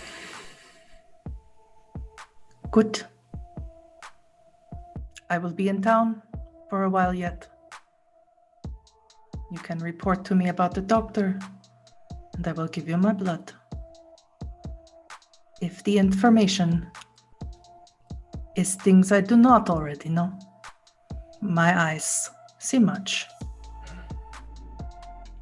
Now, if you'll excuse me, and she steps around you and heads straight to the dance floor. Hunter, are you still watching on the sidelines? You see Galen dancing poorly with a woman, another salubri, who's dancing well and a little viciously. And you've seen Anthony speak to Victoria, and Victoria is starting to go out on the dance floor herself. That's not good. Astrid, what do you think?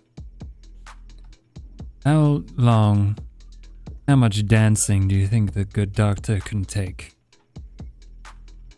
From the look of it, I think he's already done.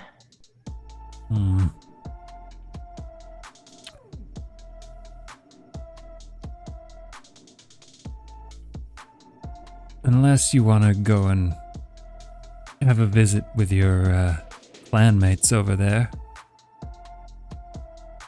Would you like to help me in a little, well, normally I'd call it wingmaning, but let's see if I can slide in between the two of them. He needs an escape. No, I think that's quite a good cause.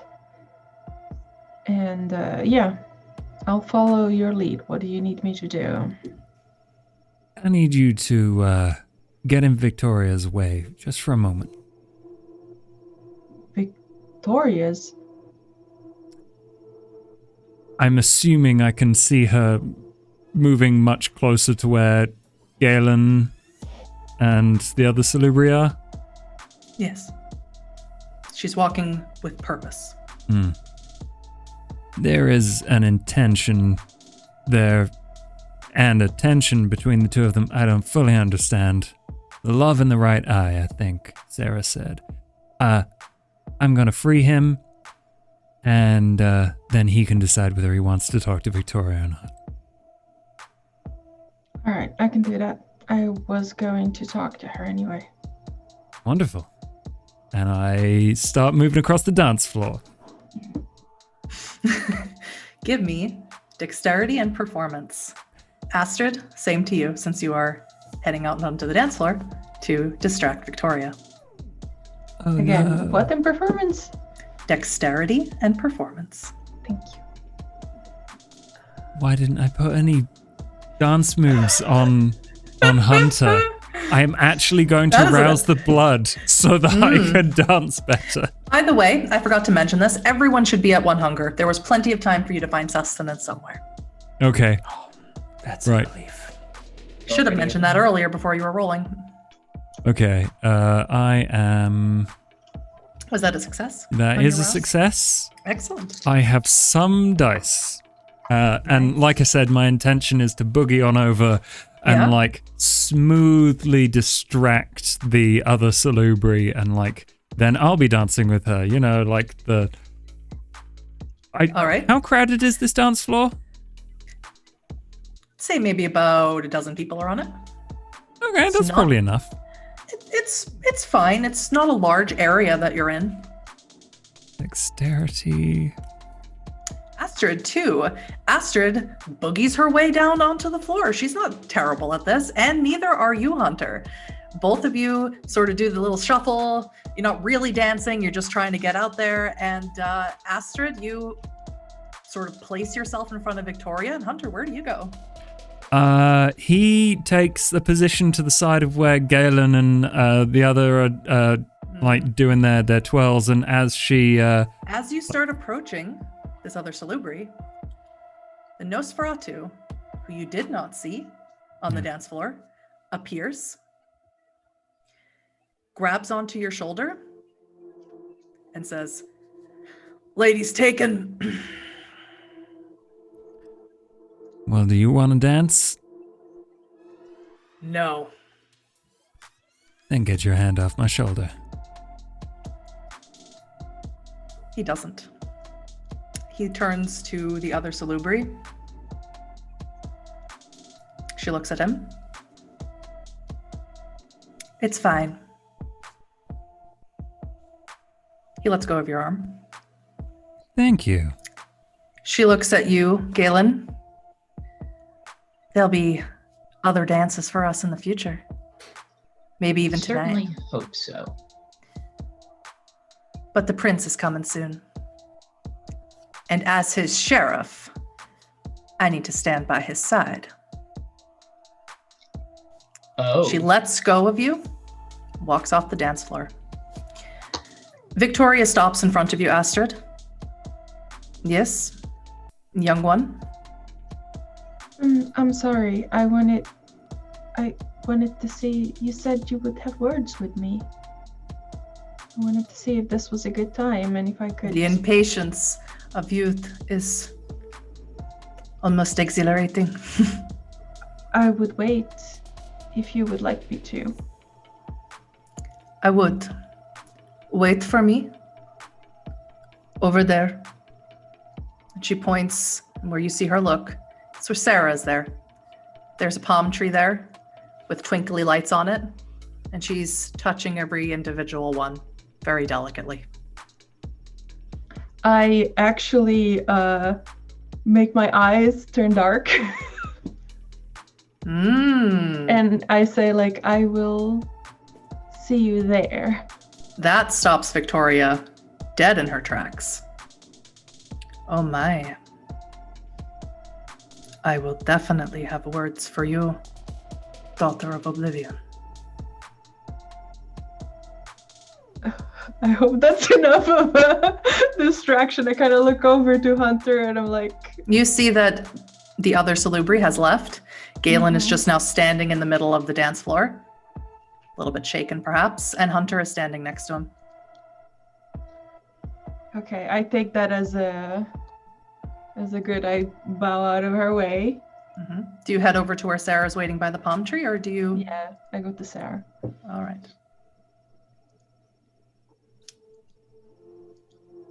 How are you feeling, Galen? I think I have a little bit of a plan, maybe. So did we establish, does the syringe, if I were to inject that into a vampire, would that knock them out, or do I need to inject myself? No.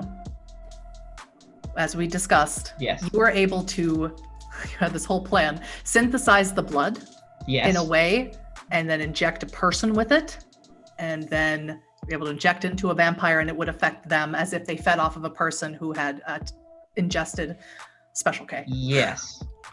Perfect. Then I'll just keep that on hand. Because I have a feeling that is going to be very, very useful later tonight. Victoria approaches you. Carino, are you all right? Absolutely fine. I'm sure you can tell a little shaken, but... Did you know that she would be here? Did you know? I was given warning.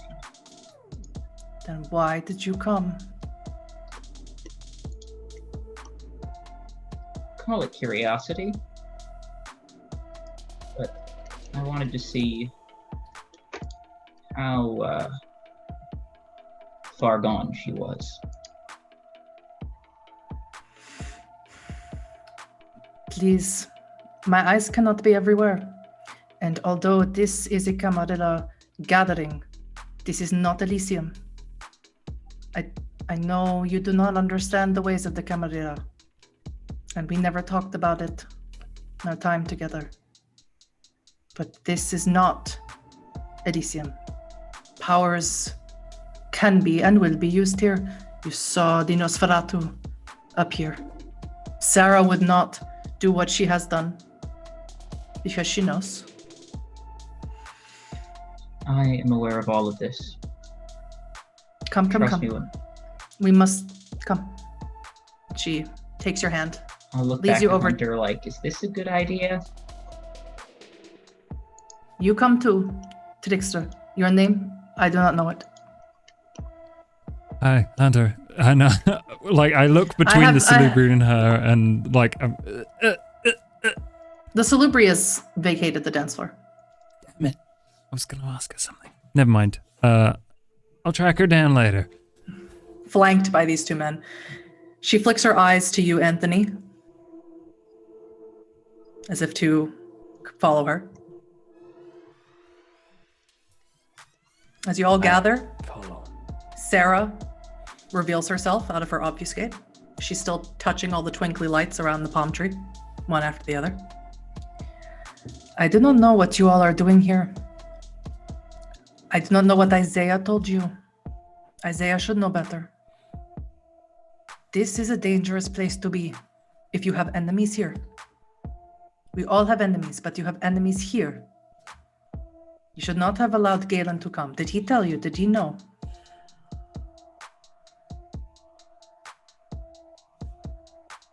Don't all answer at once. Galen is a grown man. He makes his own decisions. Quietly, might I add. I didn't really know what was going on until I arrived. Let me, what is that they say, fill you in. Please do. Have you ever wondered why the woman who is running my sire's barony, where do you think she gets all this muscle and money to be able to extort businesses, take money from them, threaten them with legal things? How is she able to do this? Are you talking about Park? Who else? The Toreador? Yeah, well, not too many people are happy with her, and I assumed... How do you think she is able to do this? Where does she get the influence, the money? Well, she's clearly being bankrolled by someone. Yes. Gestures widely. Precisely. I do not understand what is happening here, but this is not how Praxis is declared. And the prince told everyone in the Grand Strand received some sort of information from the prince or one of his ghouls that they are all going to declare Praxis. It is not how it is done. There was no herald. Oh. What should have been done is a herald would have gone to Baden Park, and Baden Park would have informed her people. That is how it is done. Something is wrong here. And because this is not Elysium, you all could die horrible deaths. I figured. Well, I was hoping we'd either get out of here before that happened, or figure out what they actually want. Because if this ain't, I've run a few scams in my day, and if this ain't how it's done, then they probably want something that's not the power of the area. What's here? I'm just going to ask everyone right now. If you lie, I'm not going to hold it against you, but we're going to come back to it later. What is here in town that any of these fuckers want? Is it the hunters? Is it the sugar? Hunters. There's a shit ton There of are hunters. hunters here. There's a... Do you not want... Not noticed them? They haven't been subtle. Carino, I have been in town one night. Well, careful. They, I have not been here for 5 years or so. I'm sorry, but I was under the impression that the Camarilla didn't much care for what the Anarchs think when they decide to declare praxis. I assume This is the truth, Dragon, yes. But there are several baronies in between Charlotte and Myrtle Beach. You cannot declare 1 and 2 and have a separation in between. It does not work this way.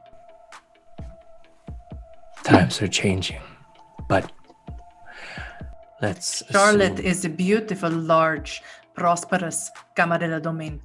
It makes no sense for him to come here. This is a backwater. They would rather give it to the Anarchs, so I do not understand. Do we want to tell her about the drugs?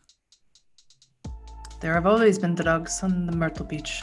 Not like this. After you. Explain. Well, there have been a lot of narcotics being circulated. I was first aware of them when I discovered them in the belly of a patient of mine. There's nothing inherently intoxicating about them. They're mostly made of bits of dead animal, some lighter food. You are speaking of these Duskborn. That is what the Camarilla call them. Duskborn? These the thin bloods. Thin bloods. Yes, they definitely have something to do with it. What they do is very similar to what the warlocks do, but I profess no knowledge of blood magic. It's interesting stuff, quite potent. For some reason, it makes our type frenzy. Well, at least a certain variation of it does. Are you certain of this, Carino?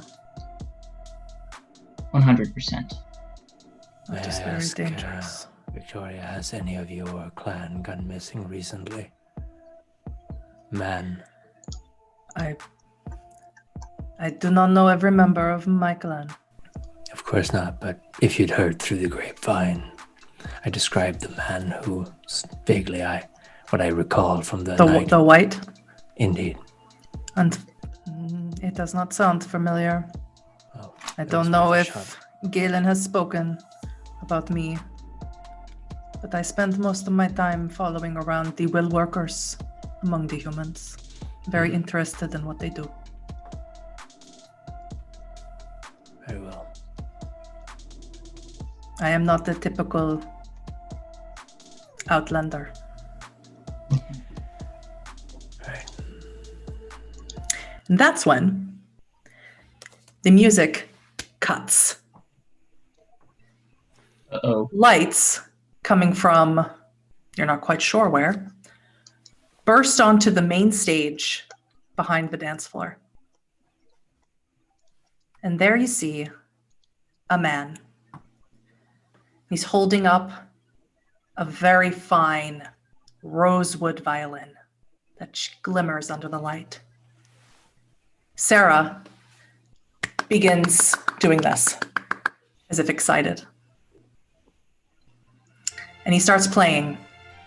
And those of you with any ear for classical music, he's playing Vivaldi's Spring.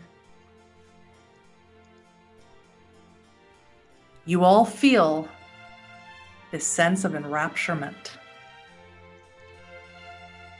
You feel as if you should begin clapping as well, as claps erupt from around all of the Camarilla and the mortals here. Even Victoria begins to clap. If you would like to try and resist it, you can. I will. But it will require a large amount of successes. Resolve and composure. It's almost majestic up there. You do not have to resist. If you do not, and I resolve. Why am I struggling to find those? Oh, there it is. I'm going to spend a willpower to re-roll because Hunter just wants to be Warrior. contrary at this point. Okay, that's not Yeah. bad. Probably not enough, but I'll try. Hunter is at 6. That 7? is 5, 6, 7, 9. 9. Astrid, that is 3. Okay. Galen, that is 3. And Anthony, that is 3 as well. Is 3 enough? Otherwise, Hunter, I will have to as you... reroll. No, you will have to reroll. I will reroll. 2 dice. You know, I'll spend a willpower. I got plenty of those. 4 You really do. successes. Astrid's just like, I'll clap. 4 successes. I'm assuming that's not it. Oh, that brings it to 6. Anthony and Astrid, who is only mildly attempted to resist, you both are clapping. Not even more so. You feel exhilarated. You feel excited. This is the best you've felt in a long time. This music is amazing. He's such a performer. He's so talented. And Hunter and Galen, you watch them do this. You see Anthony's face warp into, my God, a smile. And Astrid looks just enraptured. He is wearing a billowy shirt like you might find on the cover of a supermarket romance novel. His hair is so blonde, it is almost white, and it's hanging down below his shoulders. Small hints of stubble here and there. But his eyes are closed, and he's totally enraptured in his own music. And he's gone from spring now to summer. You know what inevitably comes will be fall and winter. 4 Seasons by Vivaldi, very famous. And as he finishes his set,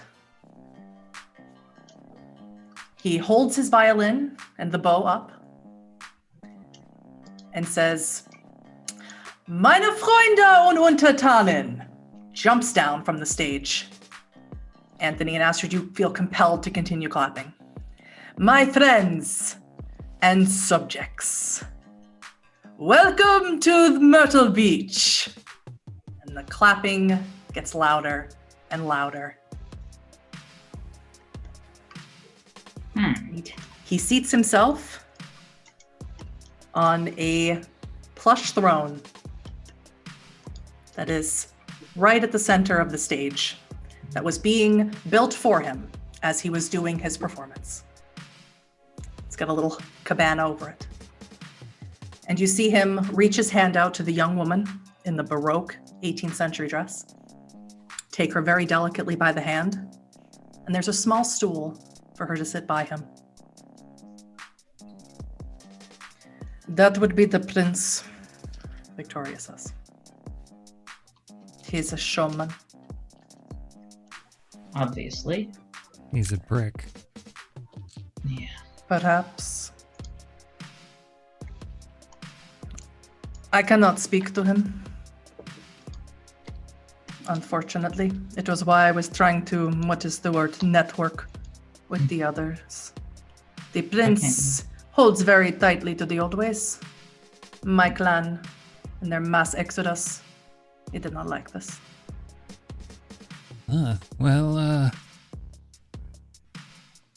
There any bad blood? Maybe I could go speak to him for you. It is not necessary, but I appreciate it. I Do what I suggest can. you all speak with him, though. You did receive invitations, and from what I gathered, speaking to these other Ivory Tower kindred, some mortal's life is being threatened. Do not know if that matters to you. And I do not know who they are. But they find it very funny. They giggle.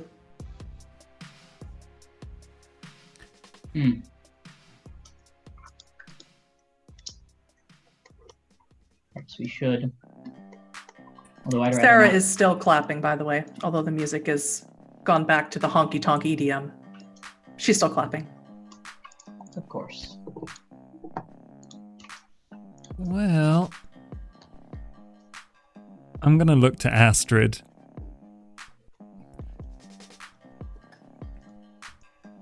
I don't suppose you could fill us in on what's going on. Your clan's here. There's been mentions of blood magic. You're here representing your sire. And this guy, he just ain't right. Any ideas? Well, sometimes when something is not right, it can be a matter of perspective. Sarah giggles, grabs your hand, Hunter. She's really taking to being one of those blood witches now, isn't she? What? No! I don't want to. I don't know how safe it is to talk here. I didn't think it was needed. I do know a little bit more than what I let on. I look around and I check, can I see the Baron anywhere? The Baron is not here. And if you want to go secret, we have our own secret language. We have our cryptolect. We certainly do. True. And yeah, I just go like, we could use. Mm-hmm. Yeah. Unless you specifically tell me you are not using your cryptolect, I will assume that you are. Okay.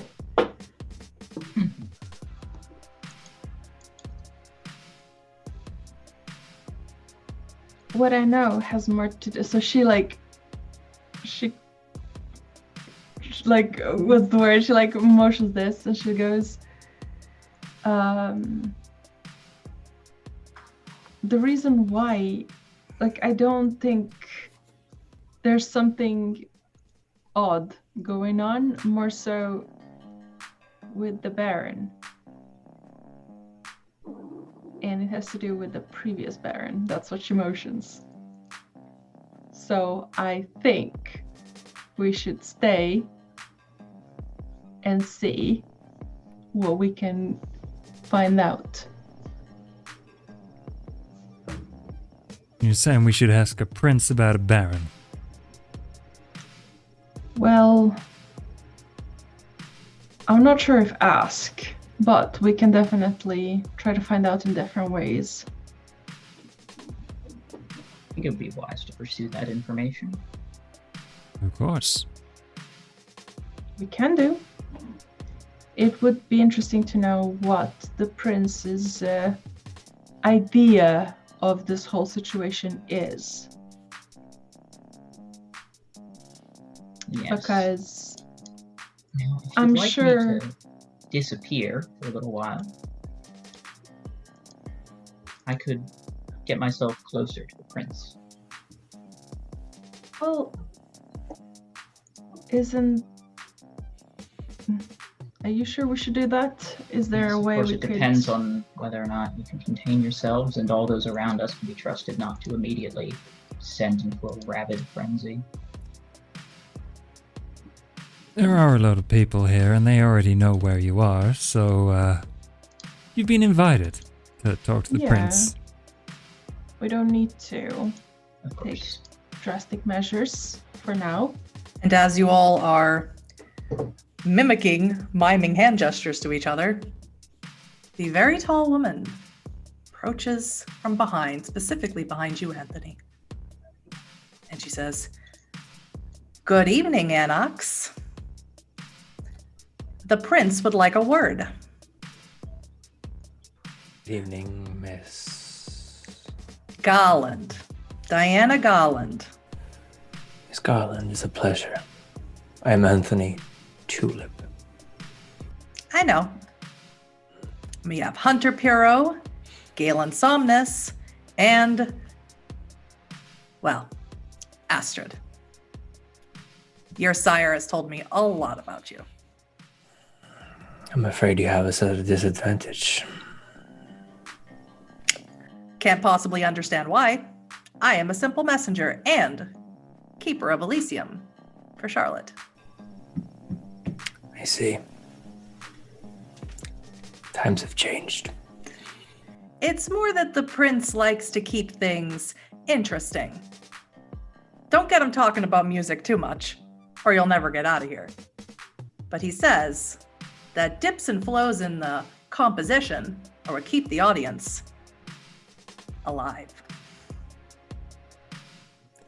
And that's how he likes to settle his court.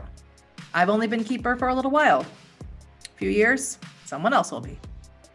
Just like that sheriff, Bethany. Well, he has impeccable taste in company. Let's meet the fella. She leads you there.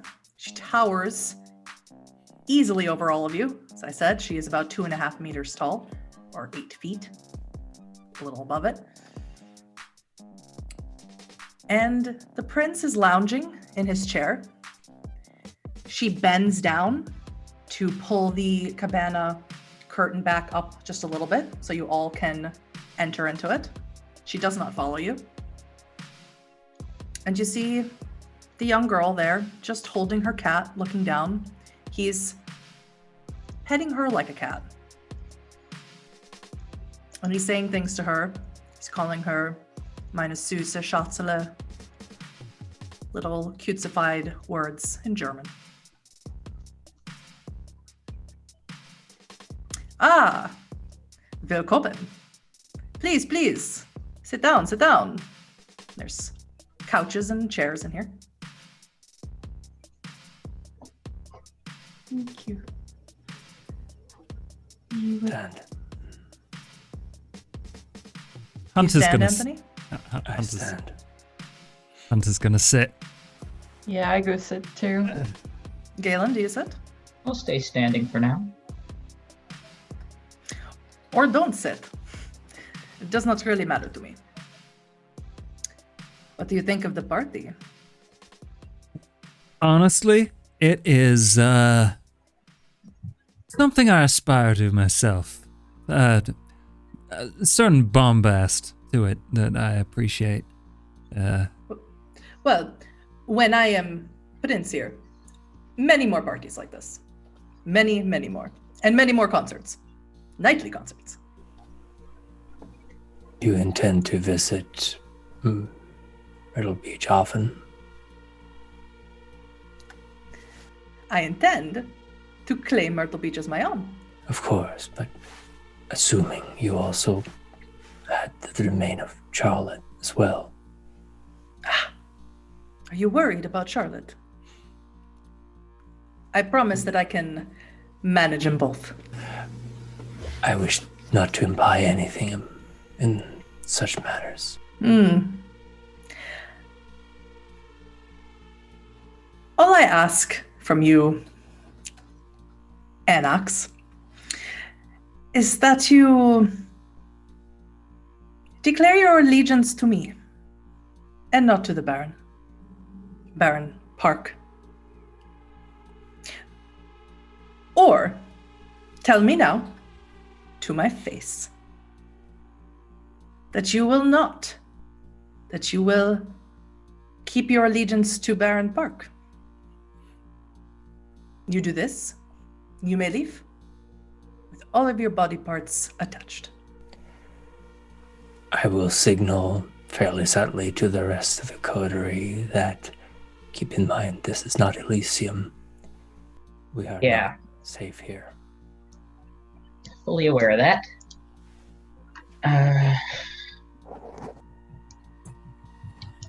As you talk to each other, he goes back to referring to her. He calls her Sibylla, meine Kleine, meine Süße Sibylla. I gotta say, I'm not a fan of Baron Park. You got opinions on her? No. Not even respecting your enemy? No. I'm gonna insight this boy. Mm-hmm. With insight. I will roll against it. I will do the same, if that's all right. You may all do this. Unfortunately, He has quite a lot of dice at his disposal. I would assume That's so. okay. So I'm going to first boost my wits. So So Hunter has 4. Got 1, so it's going right over my head. Are we rolling insight and anything Wits and else? insight. Wits and thank insight. are you kidding me? Hunter, that's 4. That is 4. I will use a willpower to reroll. I'm also considering willpowering. See, it's 1, 2. Do it, I get to. All right, if everyone's willpowering, then. Usually that's my role as a GM. I do not do willpower rolls for like adversaries unless everyone else does. Then I feel Yeah. it's only fair. Okay, I got 5. 3 with a reroll. And I need to roll hunger as well. Arouse check. Has anyone rolled higher than a 5? No. No. Hunter, you look at him. He's jovial. His smile never cracks. His eyes never flicker when you mention Barren Park. Your gut says something is there, but you have no evidence of it in his face.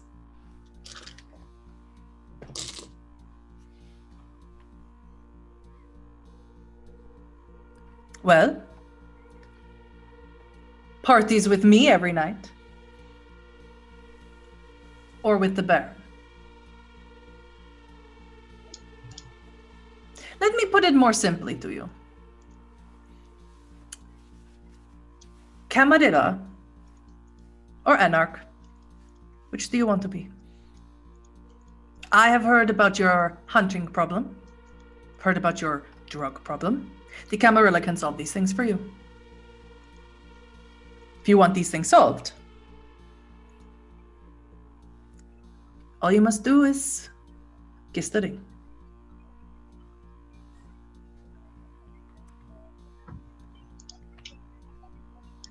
How would you propose we deal with those problems? I think that we're very resourceful on our own. Perhaps, but it is not your problem. You are not prince, you are not sheriff, you are not scourge, you are not hound. It would not be your problem. It would be my problem, and I would solve it for you.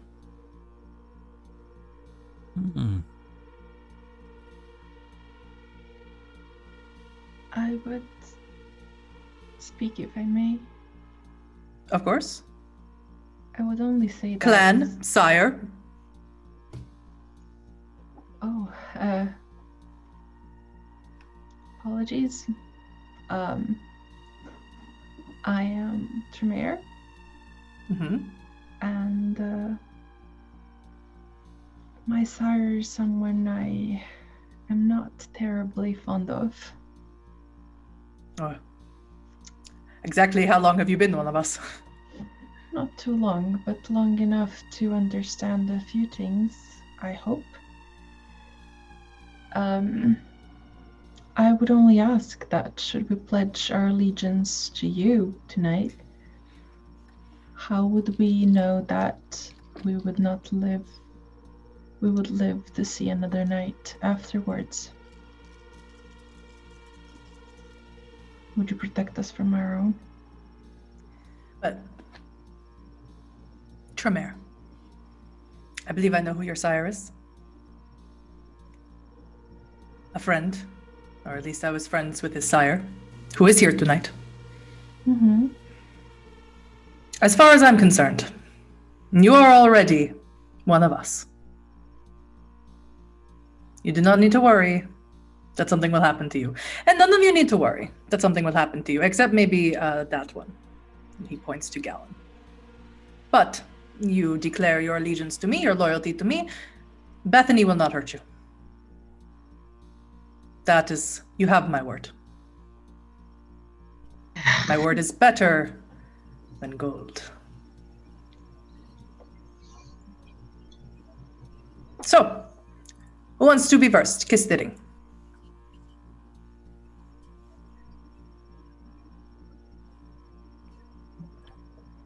I'm not seeing many upsides to this deal. So you declare loyalty to Baron Park? I just need to know. I'm looking at the others. What's the vibe here? You know, I'm not particularly loyal to Baron Park.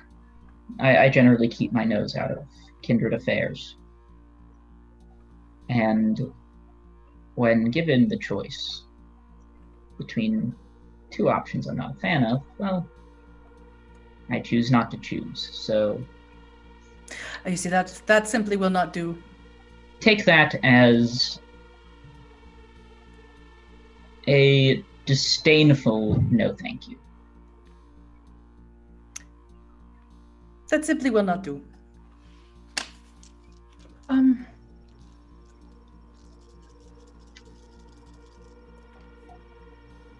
Perhaps you should think about it a little longer. Galen, Yes? he looks at you Oh and he no. says, kiss the ring. You can try and resist. Okay, let's do it. What do I gotta roll to resist? I have to look because I didn't write it down.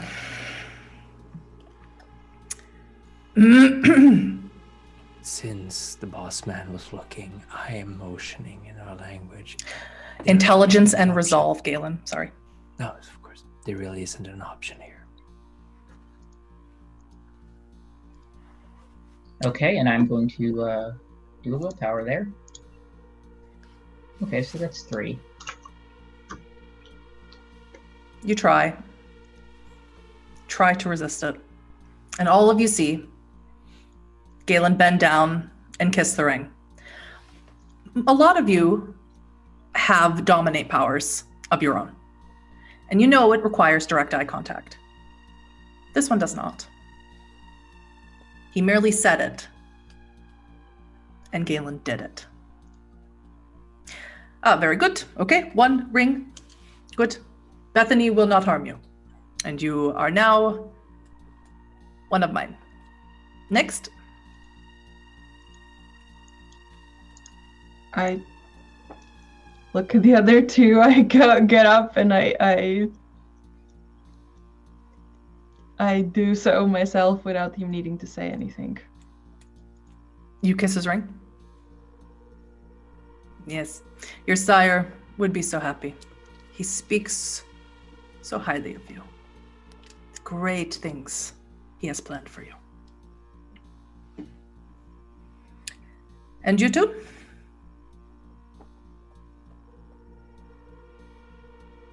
How about a deal? I'm very interested. This is good. This is good. Please, what do you think you can offer me that I cannot provide for myself? Good. Yes, say. I can show you where the hunters come from. How do you think I do not know this already?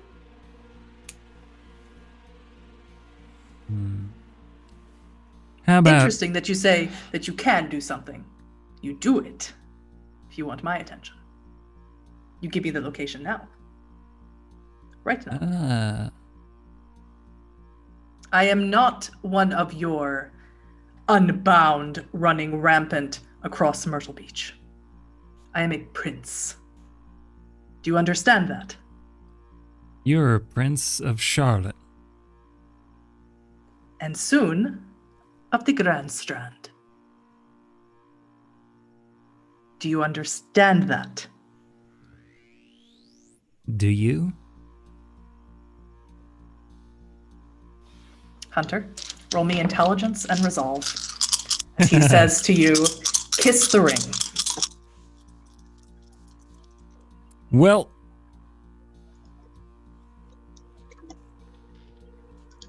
Afraid your intelligence is low. Why do you think I said that? Would you like to spend a willpower? I mean, I could, couldn't I?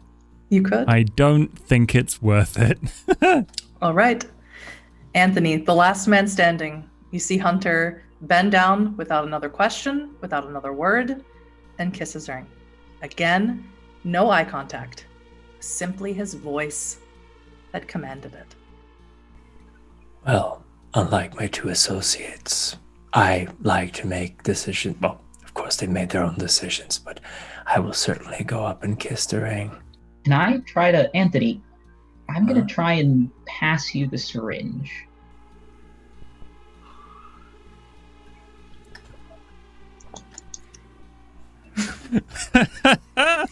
Just in case.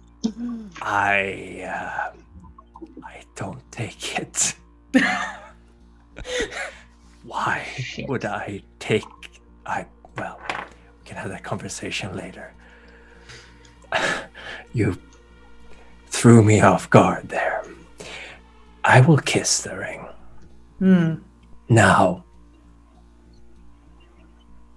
because I am a little bit offended at how my friend was treated, I would like to, while I kiss the ring, a small bit of the prince's fingers stick together.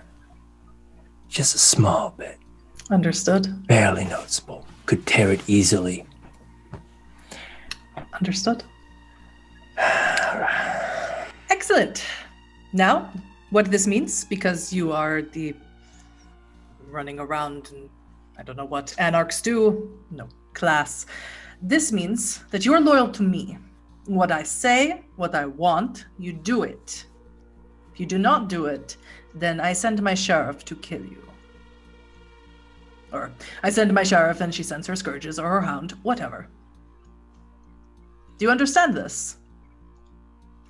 I know I must speak slowly for you. We understand this. At that moment, Sarah appears in the tent next to you. Grabs onto your arm, Hunter. And she says, I told you I wouldn't piss on him if he was on fire. Prince does not look happy to see her.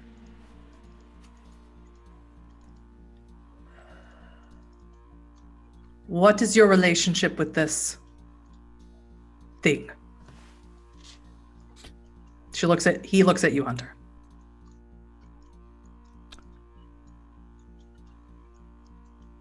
I don't know who you're talking about.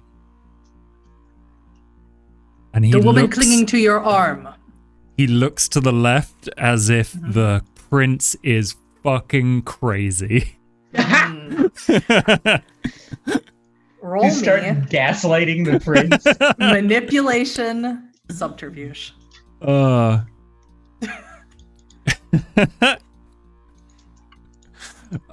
I'm gonna roll a rouse check to get an extra couple of dice. I do get hungrier, but it's worth it.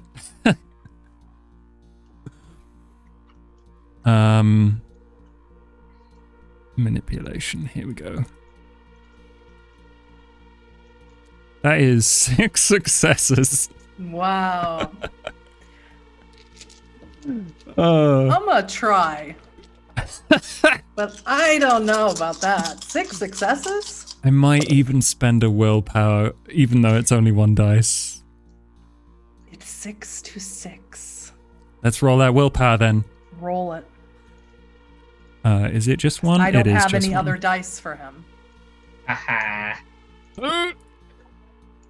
7! He looks rather confused and a little bit irritated. He looks at you, Astrid. Tell me, who is this woman? Who is she to you?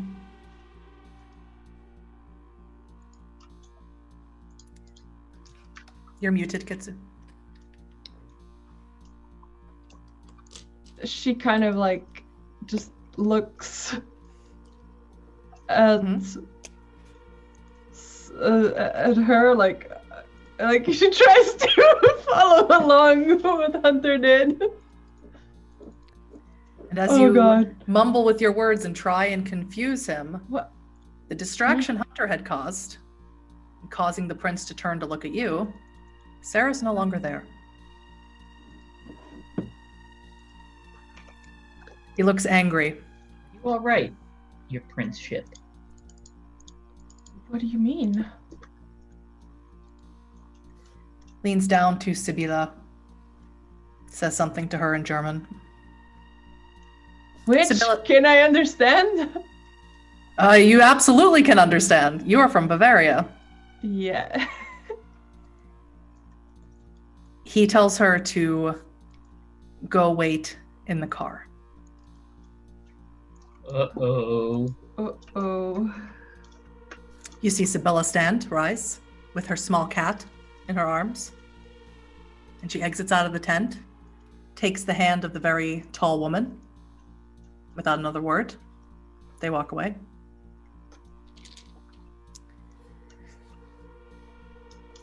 I am not to be mocked, anarchs. From this night forward, you will no longer be such. There is no place for anarchy and anarchists in this modern world. Your devices, your businesses, and your contacts, they must be reported to me.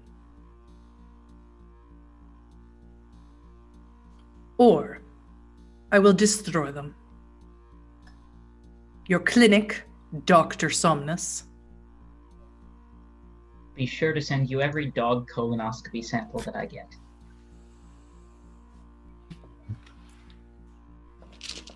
You're rolling the dice. I hope you got a spare character. Oh, wow. Galen. I rolled a double crit. I'm just gonna put the syringe And into my thigh, but not more just press down successes yet. after that. Oh. You can try and resist, but I rolled What's he doing? 10 successes. Oh, God. What's he doing? Entrancement. Okay, well, it's worth it. If you roll 10 successes, there's successes. literally no... Well, I might as well try. Are we gonna bring him back in an urn, or what's gonna happen? Because I don't have. a What do I gotta spare roll? urn It's with the me. same thing as in composure. Composure and resolve. Oh, composure resolve. Okay. I'm sorry, Victoria. That's a damn good roll, but not good enough. that Galen, you are suddenly overcome with this feeling of love and loyalty and devotion to the Prince of Charlotte, Prince Tenebras. He tells you to get on your knees, and you feel compelled to do so.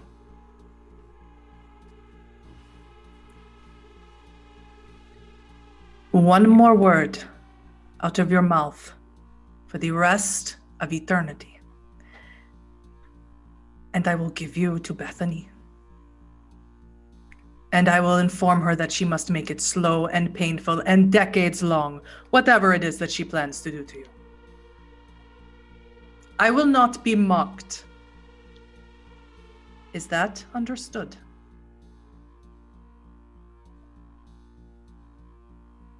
I say nothing.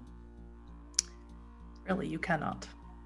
Yeah. You feel an unnatural devotion to this man.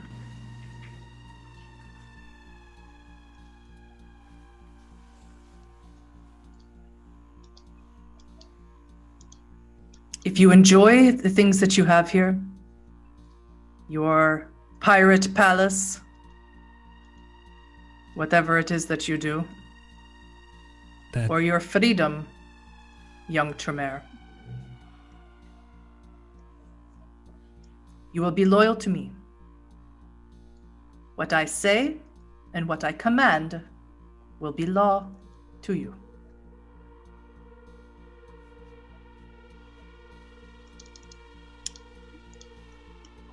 Is there anything else that you want to say? And then I will release your friend, who is, Galen is still currently on his knees, head bowed in front of the prince.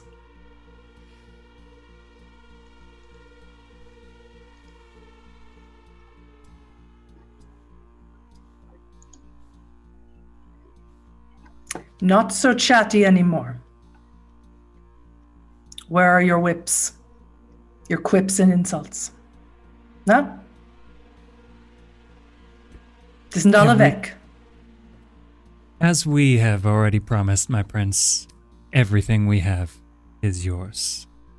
So, my friends and I, if you have a task for us, will attend to business. And look forward to seeing you as the Prince of Myrtle Beach. All you need to look forward to, Mr. Pirro, is doing my will, whatever that may be. Of course. Care to enlighten us on what that is? No. What I care is that you do it. Spend a few decades or centuries in my court. Maybe you get the position, and you will be allowed into my council. Until then, get out. Of course. He waits a long moment to release you, Galen, till everyone else has stepped out of the cabana. And then he lets you go. You have your free motion and will again. Do you leave?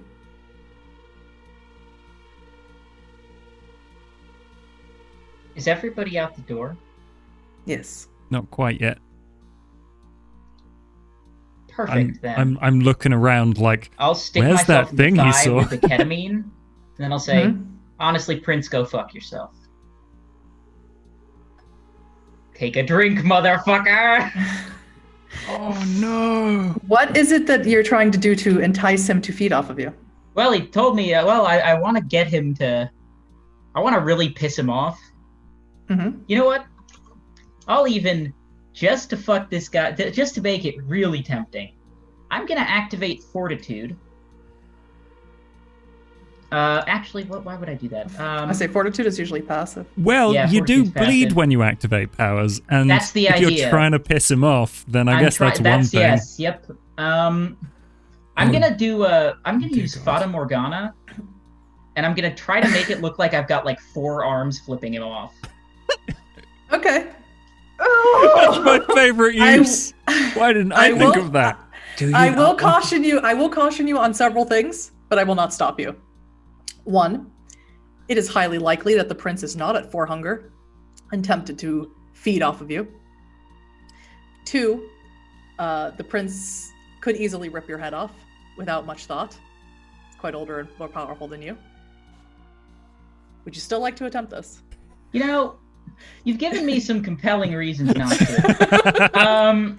And I'm beginning to think he that... is able to mesmerize you and entrance you with only his voice without requiring eye contact. Yeah, that so says you to know what? I'm gonna back might off be a of little it bit and old. save the ketamine for someone who really deserves it. I mean, he does really absolutely let deserve you it. do this, but I could almost guarantee the result. Yeah, no, that wouldn't go all that well.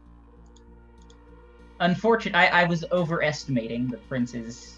Or I forgot that the prince could literally just look at me and fuck Didn't me have up, to. so- Didn't have to look at you. Not even Just look at had me. to say it. Unfortunately, he's not a Tremere. It might have worked then. Correct. Yeah, that definitely would have Or a worked. Banu Hakim. Would have been harder for them to resist. Let's leave. I can come up with a plan to get him back later.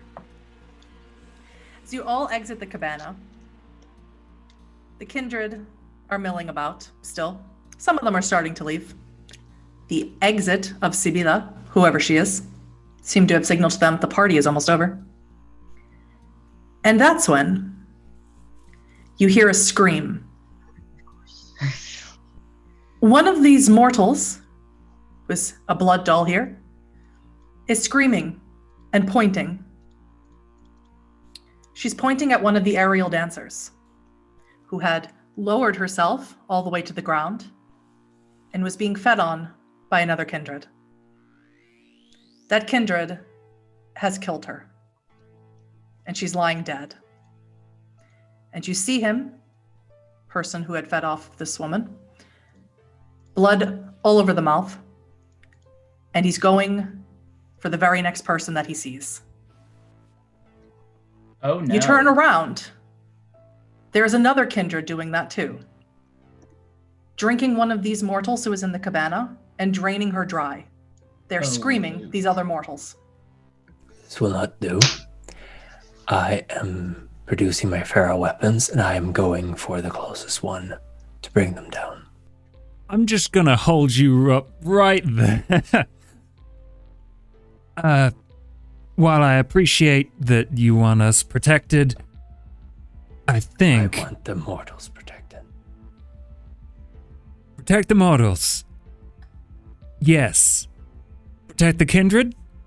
No. Let's do our best to get the mortals out of here and let them deal with the, what I believe to be tender sugar. This is on you if we leave. Bethany jumps up on stage with her 2 bodyguards. They each have guns. She has her knives. And she begins with extreme and frightening accuracy targeting these kindred. One of her guards goes after one of the frenzied mortals, and the other goes after the other one, and she is assisting, throwing her knives at them. They take them down quickly and easily, but the Camarilla vampires are quite startled by this. The prince comes out of his cabana. What is the meaning of this? Why is there screaming at my party? You, sunglasses. Yeah, my prince, of course. There was an incident. Some mortals were killed. The lady over there seems to have dealt with the issue quite efficiently. Yes, my sheriff. Go, leave my party, go. And he goes up on stage to talk to Bethany. Of course. As you continue exiting, Sarah appears next to you, again, grabbing onto Hunter. As you make your way in the detritus around where the parking lot is, you see bodies. 2 bodies here to the left and 3 bodies to the other side. While you are partying, kindred were frenzying. Black tender sugar or red tender sugar is at this party. You can decide not to tell them. Why would I do that? Why would I ever tell them about this? Let's let the chaos happen. For the record, Victoria is still there. Oh, yeah, that's a problem. Would you like to try and find her before you leave? Or That would be inform wise. any of them I go about like, this? Sarah, where's Victoria? Yes, sister? I don't know. Victoria?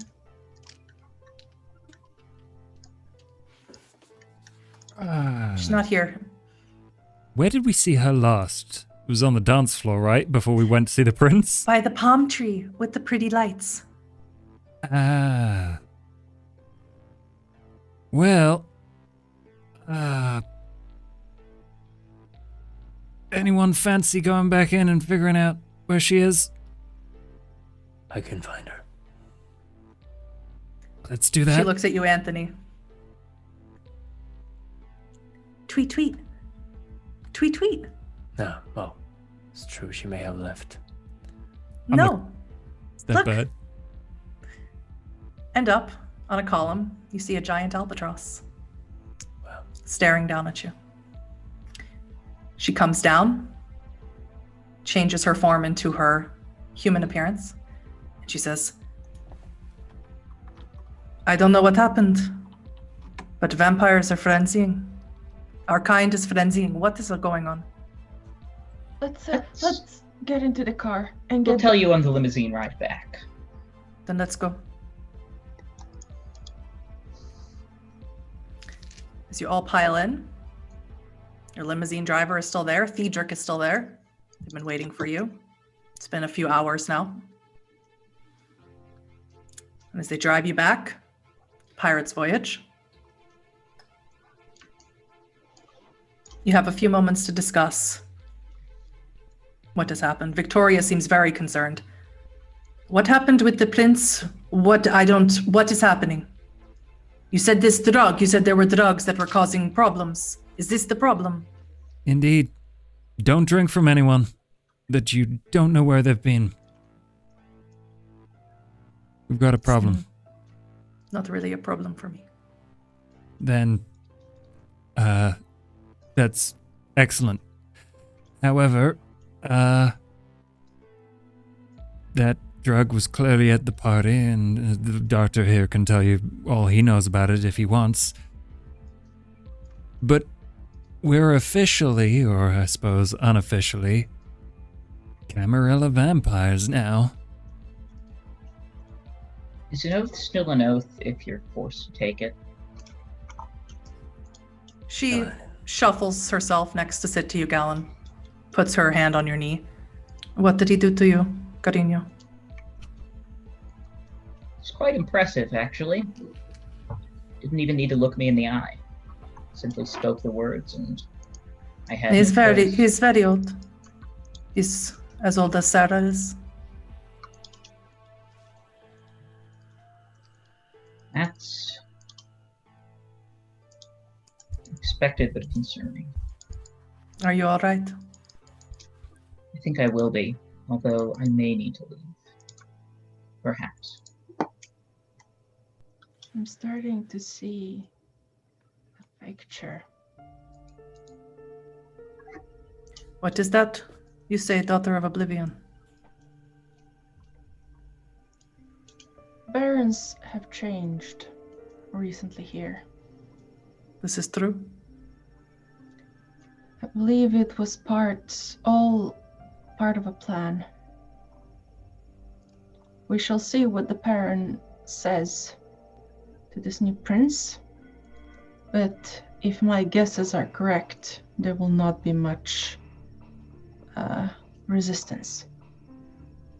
The only resistance there is so far is wherever this drug is coming from. I fear that you are correct, Daughter of Oblivion. I fear that there is some plot that I am not understanding or I am not privy to between, you seem to imply, someone you know and the Baron, and what happened to my sire.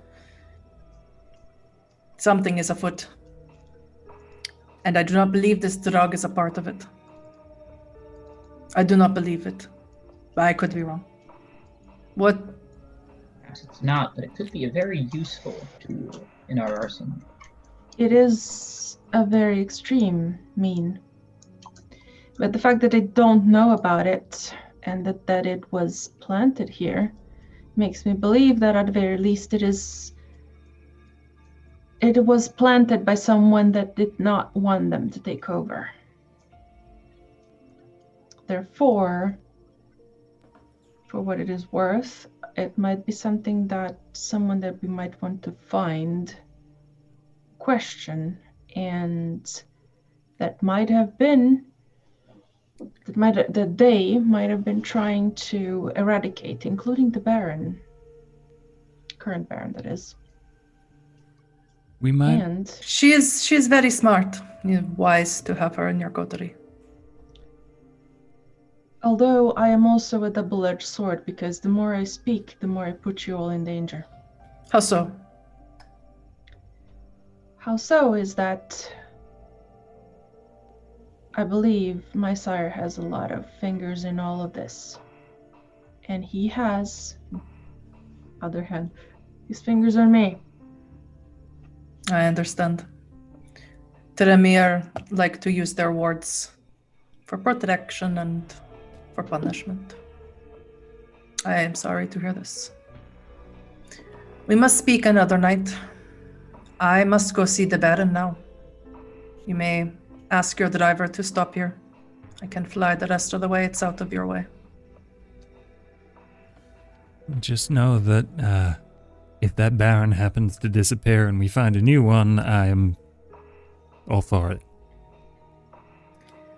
Let me explain this to you, Hunter, correct? Hunter? Mm-hmm.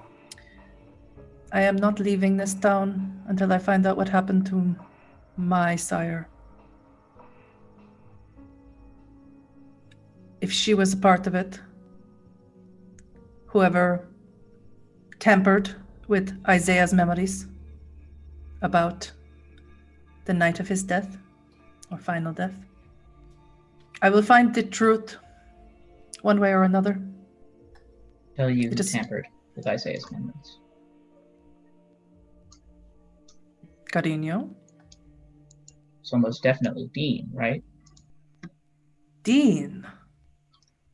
Astrid's. It cannot be. ex. Why would you say that? Why would I say that? Well, it would seem that everybody who's touched Dean, who's been near him, has ended up with some rather convenient gaps in their memory. But he was whether it- so low ranking, the Tremere at the, what is it? The magic place. Magic Yes. Quest. Oh yeah, I like that place. Magic Quest. He's so low. You're Owen. right. Owen was his sire. How could he be in this? I do not understand. Maybe he found something. I don't know. Maybe there's a power there. Maybe that's don't know. something to do with the tender sugar. What happened, but I mean, something happened that made him feel the need to alter the memories of everybody who he has been involved with.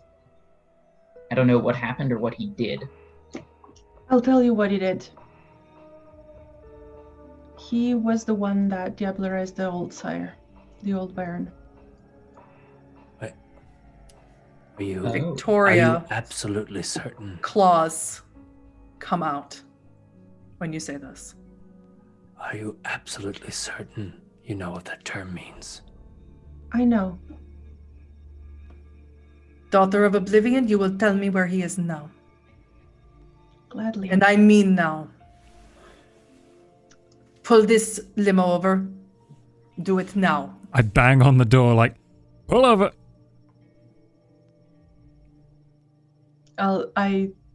I assume I know. She looks at Galen and says, Corazon, I do not want to hurt your friend. Explain to her that I must find him. Please. You don't understand. I'm trust her all when she for Child, this. child, I'm do all not tell for me what I this. understand. Apologies, I didn't mean to disrespect. I only meant to say, I am not fond of him. I am doing this with them to break free. Things that he's done to me, that he's done to everyone around me. He deserves slow, painful death. Final death. And if I cannot see to it, someone else should. It will be me. He You will have pay my for what blessing. he has done. But first I must see the Baron. If I bring it before her, then I can get permission to do this. It is not a crime. Victoria, But Dragon. understand that what Astrid has just told you will put her in very real danger. If this comes back to her, I know who spilled it, and I will get you in return. This stays between us. Carino, what do you say? What should I do?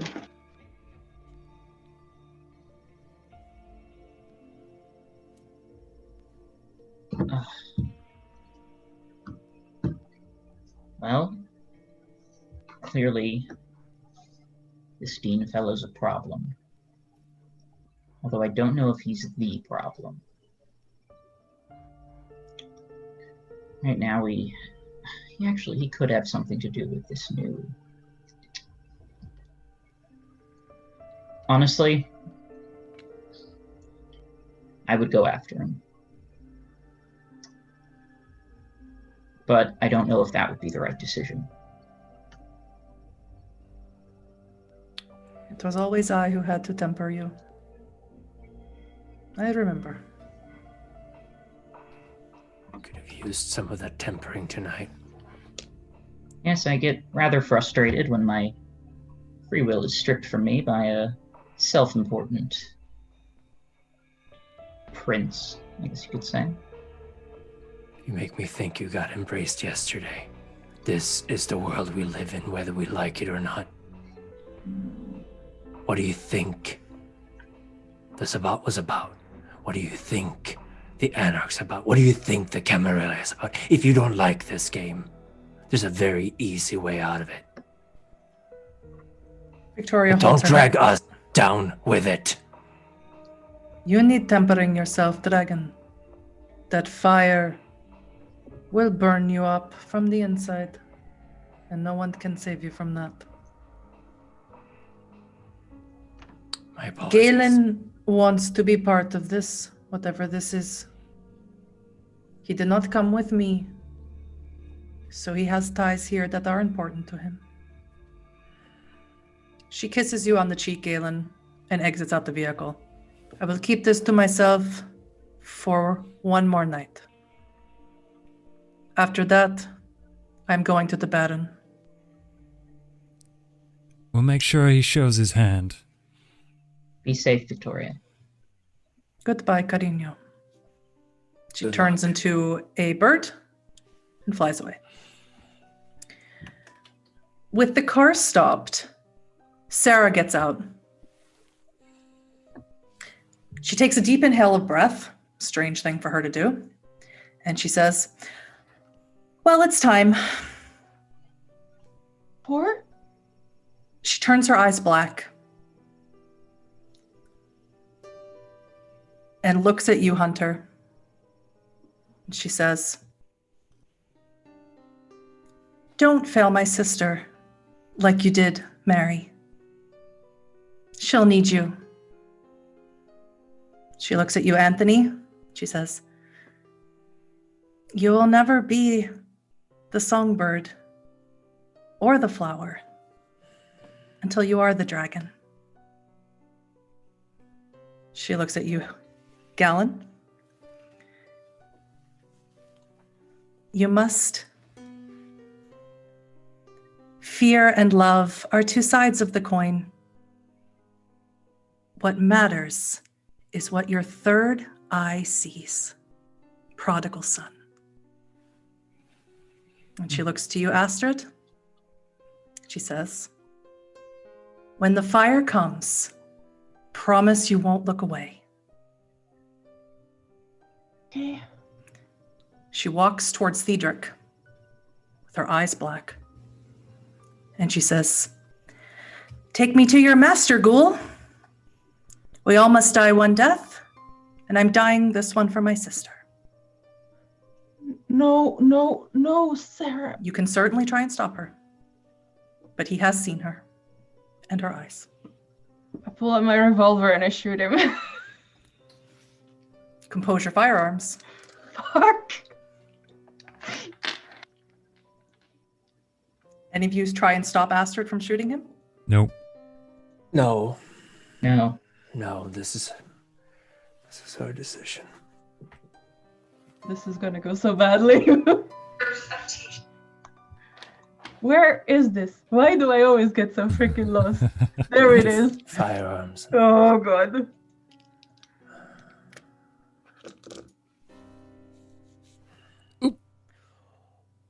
The 3. Astrid, you stand up out of the car. You have your 9mm. You aim it at the windshield. You shoot him in the chest. Not on the heart, wrong side. But he's mortally wounded. He's bleeding everywhere. Glass has flown everywhere from the bullet.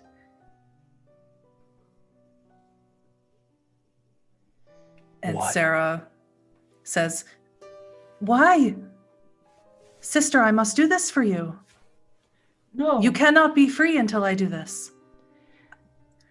Sister, please, I understand. I see too much and I understand too little. That is what Anita will tell you. You were a neverborn. I didn't understand that until now. One of you must save him.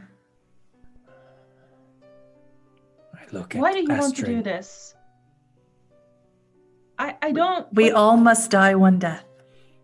For us, it's more deaths. Let me die this one for you. You know way too much to just die. I'm just a nobody. That's the thing. No. You are a neverborn. You're special. Astrid? What? Doctor, can you do something for him? I can. Although, well, we'll see. Give it a go. Yep. Intelligence medicine to see if you can stop the bleeding.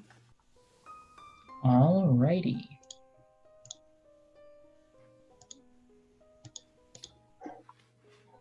I'm gonna add willpower to that. Okay. How many? 3? So that is a total of 5 because I did some willpower too. It's a through and through, in between the shoulder and the breastbone. Didn't nick the artery, Perfect. so you are able to make a tourniquet and stop the bleeding. But his breathing's pretty labored. He's a little bit flabbergasted, a little bit in shock from the shot. It's just single bullet. He's in shock. I'll take my lab coat off and use that as like a blanket for him. But He is a ghoul, so he will heal a bit quicker okay, than the Well, normal human that's one. good. He'll live. Astrid, what is your decision?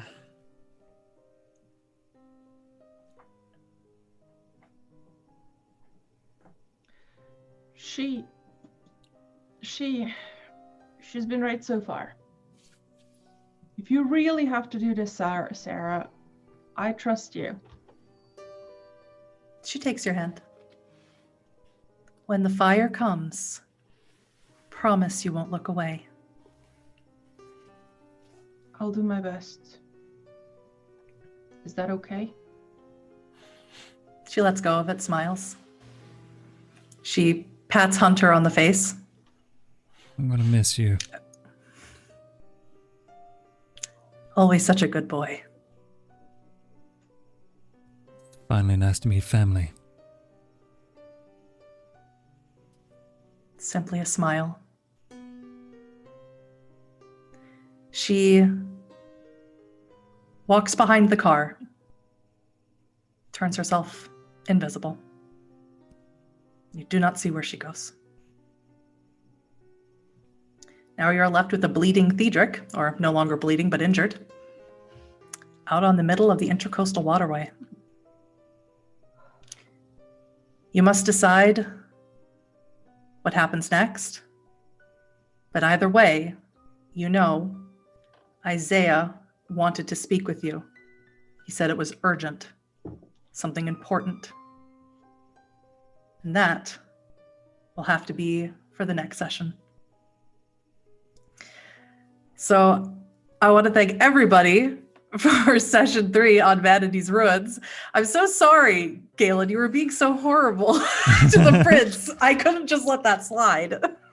That's okay. That's okay. Death wish. That's exactly what you want a prince to do, though.